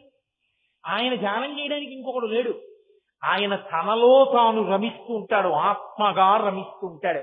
ఆ రమించడంలో అలా ఉండిపోయి ఉంటాడు ఎప్పుడు. అలా ఎప్పుడు ఉండిపోయి ఉన్న కారణం చేత ఆయన జుట్టు పెరిగి పెరిగి పెరిగి పెరిగి జటలు కట్టేసి జారిపోయి ఉంటుంది. అంటే తనలో తాను రమించేవాడు ఆయన, తనలో తాను రమించేవాడు భర్తగా దొరికాడని సంతోషించి రమించిపోయేది ఆవిడ. ఇది వాళ్ళ దాంపత్యం. నీ ఇల్లు అలా చేసుకోగలవా? ఇది స్తోత్రం చేయి, నీ ఇల్లు అలా తయారవుతుంది. అంత గొప్ప భార్య, అంత గొప్ప భర్తగా మీరు బ్రతకగలరు. అది కీర్తి తప్ప సంపాదించను తేను దాచను పురుషుడు పొద్దున్న 8ంటికి లేవను, 9ంటికి లేవను, పూజా మందిరాన్ని తుడిచేది పని మనిషే, పూజా మందిరంలో నీళ్లు పెట్టేది పని మనిషే, ఆఖరికి భర్త గారికి మడిబట్ట పెట్టేది ఇంట్లో పని చేసేటటువంటి పని మనిషే, ఆఖరికి భర్త గారికి ఏమైనా కావలసి వచ్చిన ఆయన పిలిచేది పని మనిషినే. ఇంట్లో భార్య ఉన్నది ఎందుకు? భోగానికి తప్ప. ఆ భార్యాస్థానాన్ని పొందినట్ట తనని తాను అవమానించుకున్నట్టు. భర్త కొన్నిటికి భార్య యందు మాత్రమే మనసు కలిగి ఉండాలి, అసలు అతిక్రమించడానికి అవకాశమే ఉండకూడదంటే. ఆయన పూజామందిరంలోకి వెళ్ళి కూర్చుంటే ఇది లేదన్న మాట ఉండకూడదు. ఆయన ఏదైనా పదార్థం తీసుకుంటే ఇది నాకు సహించదు కదా అన్న మాట ఆయన నోటి వెంట రాకూడదు. ఆవిడ అసలు అది వడ్డించదు. ఆయన మనసు ఆవిడికి తెలుసు. ఆవిడ ధరించేది దేనికి అంటే ఇందులో ఆయన్ని అనువర్తించడానికే ఆవిడ ధరించడానికి గృహస్థాశ్రమంలో ప్రవేశించింది. ఇవి పనివాళ్లు చేస్తే నీ స్థానంలో వాళ్ళు కూర్చున్నారు, నువ్వే స్థానాన్ని పొందావు, ఆయనకి భోగం ఇవ్వడానికి ఉన్నావు. అప్పుడు నువ్వు పాడయ్యావు, ఆయన పాడయ్యాడు. ఆయన పాడయ్యాడు ఎందుకో తెలుసా? కనీసంలో కనీసం ఇలా చూపించేలా చేయించుకోవాలి తప్ప అందులో ఇంకోడు ప్రవేశించి తీర్పు చెప్పడానికి అధికారం లేదు. అది భర్త దిద్దుకోవాలి, భార్యని దిద్దుకుని గృహస్థాశ్రమాన్ని నిలబెట్టుకుని ఇద్దరు తరించాలి. కాబట్టి ఘమ్మిల్లకాయైక జటాధరాయ, అంత గొప్పవాడు ఆయన, అంత గొప్పది నా తల్లి. ఎంత గొప్పవాళ్ళమ్మా మీ ఇద్దరు, ఎటువంటి దాంపత్యం అమ్మా, ఎటువంటి అర్ధనారీశ్వర స్వరూపం అమ్మా. కాబట్టి నమశివాయైక నమశివాయ. వీళ్ళున్నారే, వీళ్ళు ఆయనకి మానాన ఆయన తరించి, ఆవిడ మానాన ఆవిడ తరించడం, అది కాదు వాళ్ళ లక్షణం. ఆయన ఆవిడ అలా నడవవలసిన అవసరం లేకపోయినా ఎవరి కొరకు నడిచి చూపించారంటే మనం అలా నడవాలని నేర్పడానికి నడిచి చూపించారు. కాబట్టి అమ్మా మీ ఇద్దరిని ఎవరు తలుచుకుంటున్నారో, ఎవరు చూస్తున్నారో, ఎవరు నమస్కరిస్తున్నారో వారికి మంగళం తప్ప ఇంకొకటి ఎందుకు కలుగుతుంది? మంగళమే కలుగుతుంది. ఇది శంకరాచార్యుల వారు చెప్పకుండా చెప్పడం ఆయన ప్రజ్ఞా విశేషం. అందుకని శ్లోకం చాలా సరళంగా ఉంటుంది. అమ్మో ఇది ఎలా చదువుతానండి అని భయపడిపోవలసినంత ఆర్భాటంగా ఏముండదు, హడావిడిగా. ఎందుకని? 100 ఉంటే 99 మంది గృహస్థాశ్రమంలోనే ఉంటారు. 99 మంది గృహస్థాశ్రమంలో ఉన్నప్పుడు ఆ గృహస్థాశ్రమం మీద శంకరాచార్యుల వారు తీసుకున్న సన్యాసాశ్రమం కూడా ఆధారపడి ఉన్నప్పుడు ఆ ఆశ్రమంలో ఉన్న వాళ్ళు తరించడానికి, చదువుకోవడానికి వీలుగా స్తోత్రం ఉండాలి. తప్పది చాలా జటిలంగా ఉంటే ఎలా చదువుతారు? అందుకే అంత తేలిక ఛందస్సులో అంత తేలిక మాటలతో ఇచ్చారు. నేను చదవలేనండి అనడానికి వీల్లేదు. ఏదీ రాకపోయినా నమశివాయైక నమశివాయ అనగలవా? కొన్ని మిగిలిన పాదాలు రాకపోతే అదను చాలు. అర్ధనారీశ్వరులు కూర్చున్నారు, ఆ నమస్కారం ఒకటి చేయి, నీకు వచ్చేస్తుంది ఫలితం. అందుకని మకుటాన్ని మాత్రం నమశివాయైక నమశివాయ. ఇద్దరి లక్షణమేమి? మంగళములను ఇవ్వడమే. ఇద్దరి లక్షణమేమి? శుభములను శోభనములను ఇవ్వడమే. అందుకని ఇద్దరికి అదే సంబోధన ప్రయోగిస్తూ నమశివాయైక నమశివాయ అని శాంపేయ గౌరార్ధ శరీరకాయై కర్పూర గౌరార్ధ శరీరకాయ ధమ్మిల్లకాయైక జటాధరాయ నమశివాయైక నమశివాయ. ఒక్క మాట అని పూర్తి చేస్తాను. ఎందుచేత అంటే ఏమో 7 రోజులు 8 శ్లోకాలు, 2 రోజులు ఒక శ్లోకం అయింది, అది కూడా ఏదో జరిపేసి. నిజంగా చెప్తే అవుతాయా? ఒక్క ధమ్మిల్లకాయైక అంటే నల్లాళ్ళు పడుతుంది. కాబట్టి అందుకే మీరు చిత్రం చూడండి, ఆ శ్లోకంలో శంకరులు చెప్పిన దాన్ని చెప్పలేదు, ఇంకా మిగిలినవి. ఒక్క అమ్మవారి కబరీబంధం, పరమేశ్వరుడి జటాజూటం మాత్రం ఆ స్తోత్రంలో 3 మాటలు ప్రస్తావించారు. 3 సత్యం. ఎందుకో తెలుసా? వీటి విషయంలో పరాకుగా ఉండి జాగ్రత్తగా ఉండండి. బహుశా శంకరులు ఈ విషయంలో రాబోయే కాలంలో గాడి తప్పుతుంది దేశం అని బాగా దీన్ని నొక్కి చెప్పాలనుకున్నారేమో, అందుకని 3 మార్లు చెప్పారు ఆ విషయాన్ని. కాబట్టి చూడండి, 2వ శ్లోకం దగ్గరికి వచ్చేటప్పటికి ఆయన అంటారు కస్తూరికా కుంకుమ చిర్చితాయి. అమ్మవారిని ఉద్దేశించి అంటున్నారు, అమ్మా నీవు కస్తూరి అలదుకుంటావు, కుంకుమ అలదుకుంటావు. చిర్చితాయి అంటే అలదుకొని ఉండేటటువంటి లక్షణం ఉన్నదానా. కస్తూరి మృగనాభి అని పేరు దానికి. ఒకానొక మృగం ఉంటుంది, జంతువు, కస్తూరి మృగము అంటారు. దాని నాభి నుండి స్రవిస్తుంది. అది విశేషమైనటువంటి సువాసనతో కూడుకున్నదై ఆ కస్తూరి అలంకారం చేసుకున్నటువంటి కారణం చేత అది దేనికి ఉద్దేశింపబడినదో తత్ఫలితాన్ని సాధించి పెట్టగలిగిన లక్షణం ఉంటుంది. లోకంలో ఒక విచిత్రమైన పోకడు ఉంటుంది. మనుష్యుడొక్కడే అన్నిటి నుంచి వచ్చినటువంటి గొప్ప గొప్ప వాటిని అనుభవించగలిగి ఉంటారు. సముద్రంలో చేప ఉందనుకోండి, భూమి మీదకి ఎప్పుడు రాదు, సముద్రంలోనే పడి ఉంటుంది. అలా ఆ చేపని ఇంకో చేప తింటుంది, అంతే అలా ఉంటుంది. సముద్రంలో చేప నేల మీదకి వచ్చి నడవదు. నేల మీద నడిచేటటువంటి ఏనుగు సముద్రంలోకి వెళ్ళి ఈద్దామని సముద్రంలో ఈదదు. గాలిలో ఎగిరేటటువంటి పక్షి భూమి మీద నడవదు. భూమి మీద నడిచేటటువంటి ఎలక గాలిలోకి ఎగరదు. ఏ స్థానంలో ఆ స్థానంలో ఉంటాయి తప్ప వాటి స్థానంలోకి ఇంకొకటి ప్రవేశించదు. అది వాటికి ఉన్న కట్టుబాటు, అవి అలా ఉంటాయి. అందుకే అది ఎంత గొప్పదవనివ్వండి, రెండోది తీసుకోదు. ఏనుగుకి దంతం చాలా గొప్పది, కానీ ఏనుగు దంతం నవలడానికి పనికి రాకపోయినా అంత అందంగా ఏనుగు దంతాలున్నా ఆ ఏనుగు దంతాన్ని అడవిలో ఉన్నటువంటి ఏ ఇతర జంతువు తీసుకో. నాకు కావాలి దంతం అని పుచ్చుకోదు. దంతం కోసం ఏనుగుని ఇతర మృగాలు చంపవు. అలాగే మీకు జింక ఉంటుంది. జింక చాలా అందమైనటువంటి జంతువు. దాని చర్మానికి ఒక ప్రత్యేకమైన లక్షణం ఉంది. ధ్యానంలో చాలా తీవ్రమైన నిష్ట కల్పించగలిగిన శక్తి జింక చర్మం మనకు ఉంటుంది. కానీ ఆ చర్మాన్ని ఏ జంతువు ఉపయోగించుకోదు, మాంసాన్ని తిని వదిలిపెట్టేస్తుంది. మనుష్యుడు మాత్రం మీరు చూడండి, సముద్రంలోకి వెళ్ళి ఓడలో వెళ్ళిపోతాడు, విమానం ఎక్కి పక్షిలా గాలిలో వెళ్ళిపోతాడు, భూమి మీద నడవవలసిన దాన్ని నడవలేకపోతే కారెక్కి వేగంగా వెళ్ళిపోతాడు. ఏనుగు దంతం ఊచేస్తాడు, జింక చర్మం ఊచేస్తాడు, ఆఖరికి సముద్రంలో ఉన్న చేపని తీసుకొస్తాడు, ఎక్కడో ఉండవలసిన పావుని తీసుకొచ్చి అద్దాల్లో బిగించి చూసి ఆనందిస్తాడు. తనకి సంబంధించిన వైభవాన్ని తాను అనుభవించడం కూడా చేత కానటువంటి జీవరాశిలో ఉన్న వివిధ జాతులలో ఉన్న సమస్త సౌందర్యాల్ని తెచ్చి అనుభవించే లక్షణం ఉన్నవాడు మనిషి ఒక్కడే. ఈ లక్షణం ఉంది కాబట్టే మనం ఏం చేస్తామంటే అక్కర్లేనివన్నీ తెచ్చి అనుభవిస్తూ ఉంటాం. ఏది అవసరమో అది తెచ్చుకుని ఇంట్లో పెట్టుకోడు, ఏది తరింప చేస్తుందో అది తెచ్చుకోడు, ఏది అక్కర్లేదో అది మాత్రం తెచ్చుకుని భోగస్థానం కింద వాడుకోవడం మొదలు పెడతాడు. ఏనుగు దంతం తీసుకొచ్చి ఏనుగు దంతంతో బొమ్మలు చేయించి ఇంట్లో పెట్టుకుంటే వచ్చే ఉపయోగం ఏముండదు. ఓ ఓడ బొమ్మో, లేకపోతే 2 నావికులు బొమ్మలో, లేకపోతే 2 కుక్క బొమ్మలో చేయించి నువ్వు ఇంట్లో పెట్టావు ఏనుగు దంతంతో, ఏమిటి ప్రయోజనం? ఏనుగు దంతంతో పరమేశ్వరుడు యొక్క మూర్తిని చెక్కించావు. ఆ తెల్లతనం దానిలో నిబిడీకృతమై ఉంది కాబట్టి ఇప్పుడు నువ్వు దాన్ని సద్వినియోగం చేశావు అనడానికి అర్హత ఉంది. సృష్టిలో పరమేశ్వరుడు ఇంత గొప్ప గొప్ప వాటిని ఎందుకు ఉంచాడంటే యథార్థమునకు ఇవన్నీ మనుష్యులు ఉపయోగించుకోవడానికి.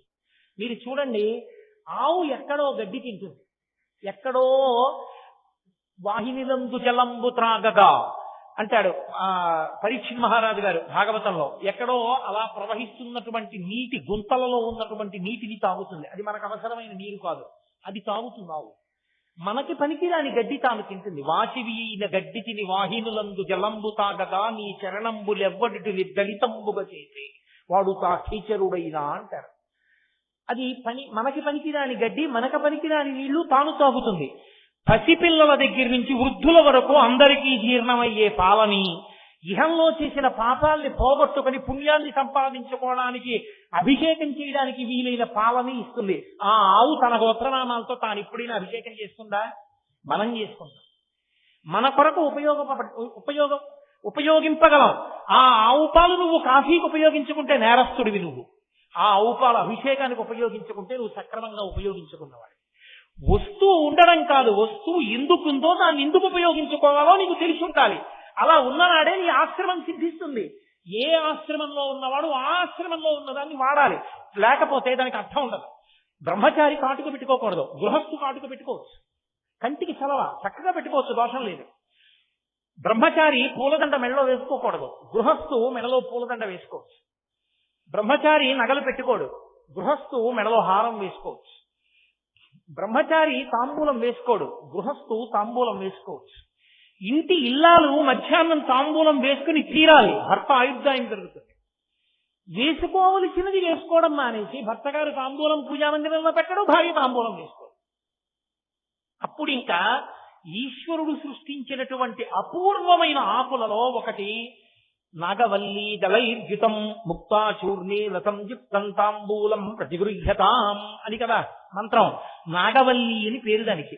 ఆ నాగవల్లి అనబడేటటువంటి తమలపాకు కొన్న గొప్పతనం ఏంటంటే అది పువ్వు పూయదు, కాయ కాయదు. కమల పుష్పాలు అని మీరు ఎక్కడైనా విన్నారా? ఎక్కడ ఉండవు. అలాగే సృష్టిలో అపురూపంగా వచ్చిన వాటిలో ఒకటి మృగనాభి. మృగనాభి అంటే కస్తూరి మృగం యొక్క నాభి నుండి స్రవించేటటువంటి విశేష పరిమళం కలిగినటువంటి ఒక ద్రవ్య విశేషం. దానితో బొట్టుంచుకుంటే నువ్వు ఆ బొట్టు ఎందుకు పెట్టుకున్నావో ఆ ఫలితం కలుగు.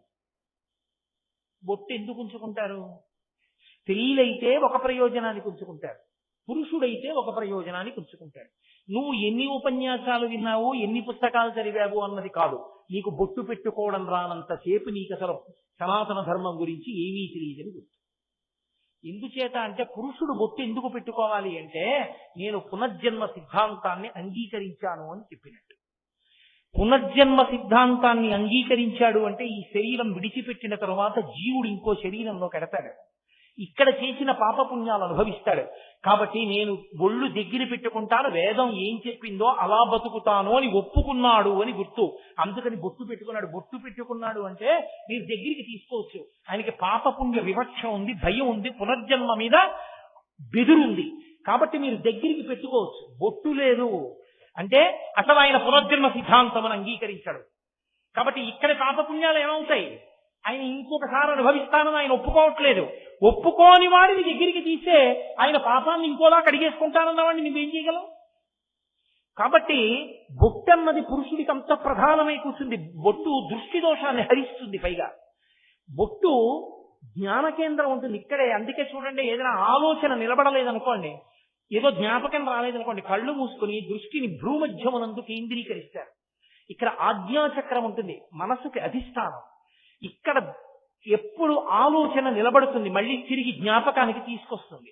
ఆ జ్ఞాపక శక్తి దృష్టి దోషం వలన విరిగిపోకుండా ఉండాలి అంటే ఆజ్ఞాచక్రము తిలకము చేత కాని కుంకుమ చేత కాని ఆచ్ఛాదింపబడి ఉండాలి. ఇన్ని ప్రయోజనములు నెరవేర్చేది ఆ మృగనాభి, ఆ కస్తూరి పెట్టుకోవాలి. అది సువాసనలు వెదజల్లుతుంటుంది. స్త్రీ ఆడవారు ఎందుకు పెట్టుకుంటారంటే సభర్తృక, భర్త జీవించి ఉన్నాడు అని గుర్తు. సువాసిని, సువాసిని ఎక్కడుందో అక్కడ కామాక్షి ఉన్నట్టు. కామాక్షి కంచిలో లేదు, ఇదిగో ఇక్కడ నా ఎదురుగుండా ఉన్న సువాసిని రూపంలోనే కామాక్షి ఉంది. సువాసిని సువాసిన్యర్చన ప్రీత, అటువంటి సువాసిని నేను పరదేవతాత అనుగ్రహాన్ని పొంది ఉన్నదానను అని చెప్పడానికి కస్తూరి తిలకాన్ని పెట్టుకుంటారు. అమ్మవారు కస్తూరి తిలకం పెట్టుకుంటారు.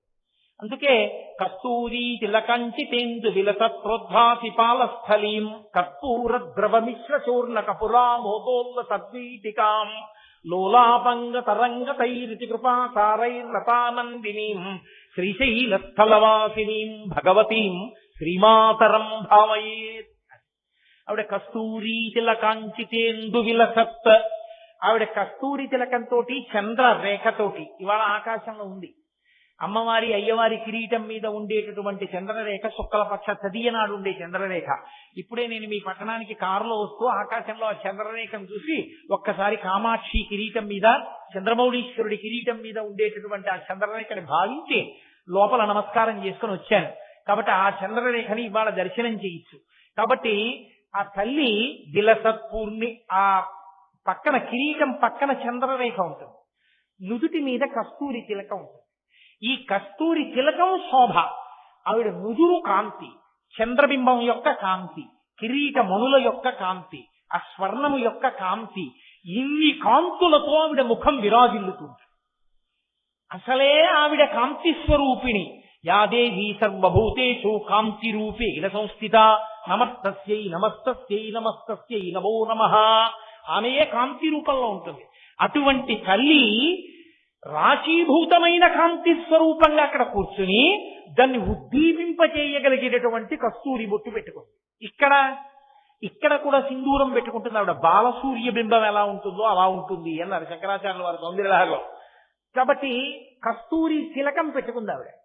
ఇప్పుడు ఆ కస్తూరి తిలకం పెట్టుకున్న అమ్మవారి మోము ఎలా ఉంటుంది అంటే అసలు మీరు ఇలా చూడగానే ఇక కన్ను తిప్పలేరు. ధ్యానమునందు అమ్మవారి ముఖమండలాన్ని కానీ ఎవరైనా ఒక లిప్త కాలము దర్శించగలిగితే కొన్ని గంటల సమాధిలో పెడతారు. ఎందుకు పెడతారో తెలుసండి? కారణం ఒకటే, ఇక ఆమె ముఖమండలాన్ని చూసిన తరువాత వేరొక వేపుకి మనసు తిరగదు, ఇంద్రియములు బహిర్ముఖములు కావు. అంత కాంతి, అమృతము కారిపోతుంటుంది ఆవిడ ముఖంలోంచి. అంత కారుణ్యమూర్తి నా తల్లి పరదేవత. ఆ తల్లి ముఖమే ఎర్రటి కాంతి, దానికి తోడు ఎర్రటి బొట్టు, ఇక్కడ సింధూరం, ఆ పైన బంగారు కిరీటం, ఆ పైన చంద్రరేఖ. ఇన్ని కాంతులు, పసుపు, తెలుపు, ఎరుపు, మణుల కాంతులు కలిపి కొత్త కాంతులు చిమ్ముతుంటుంది.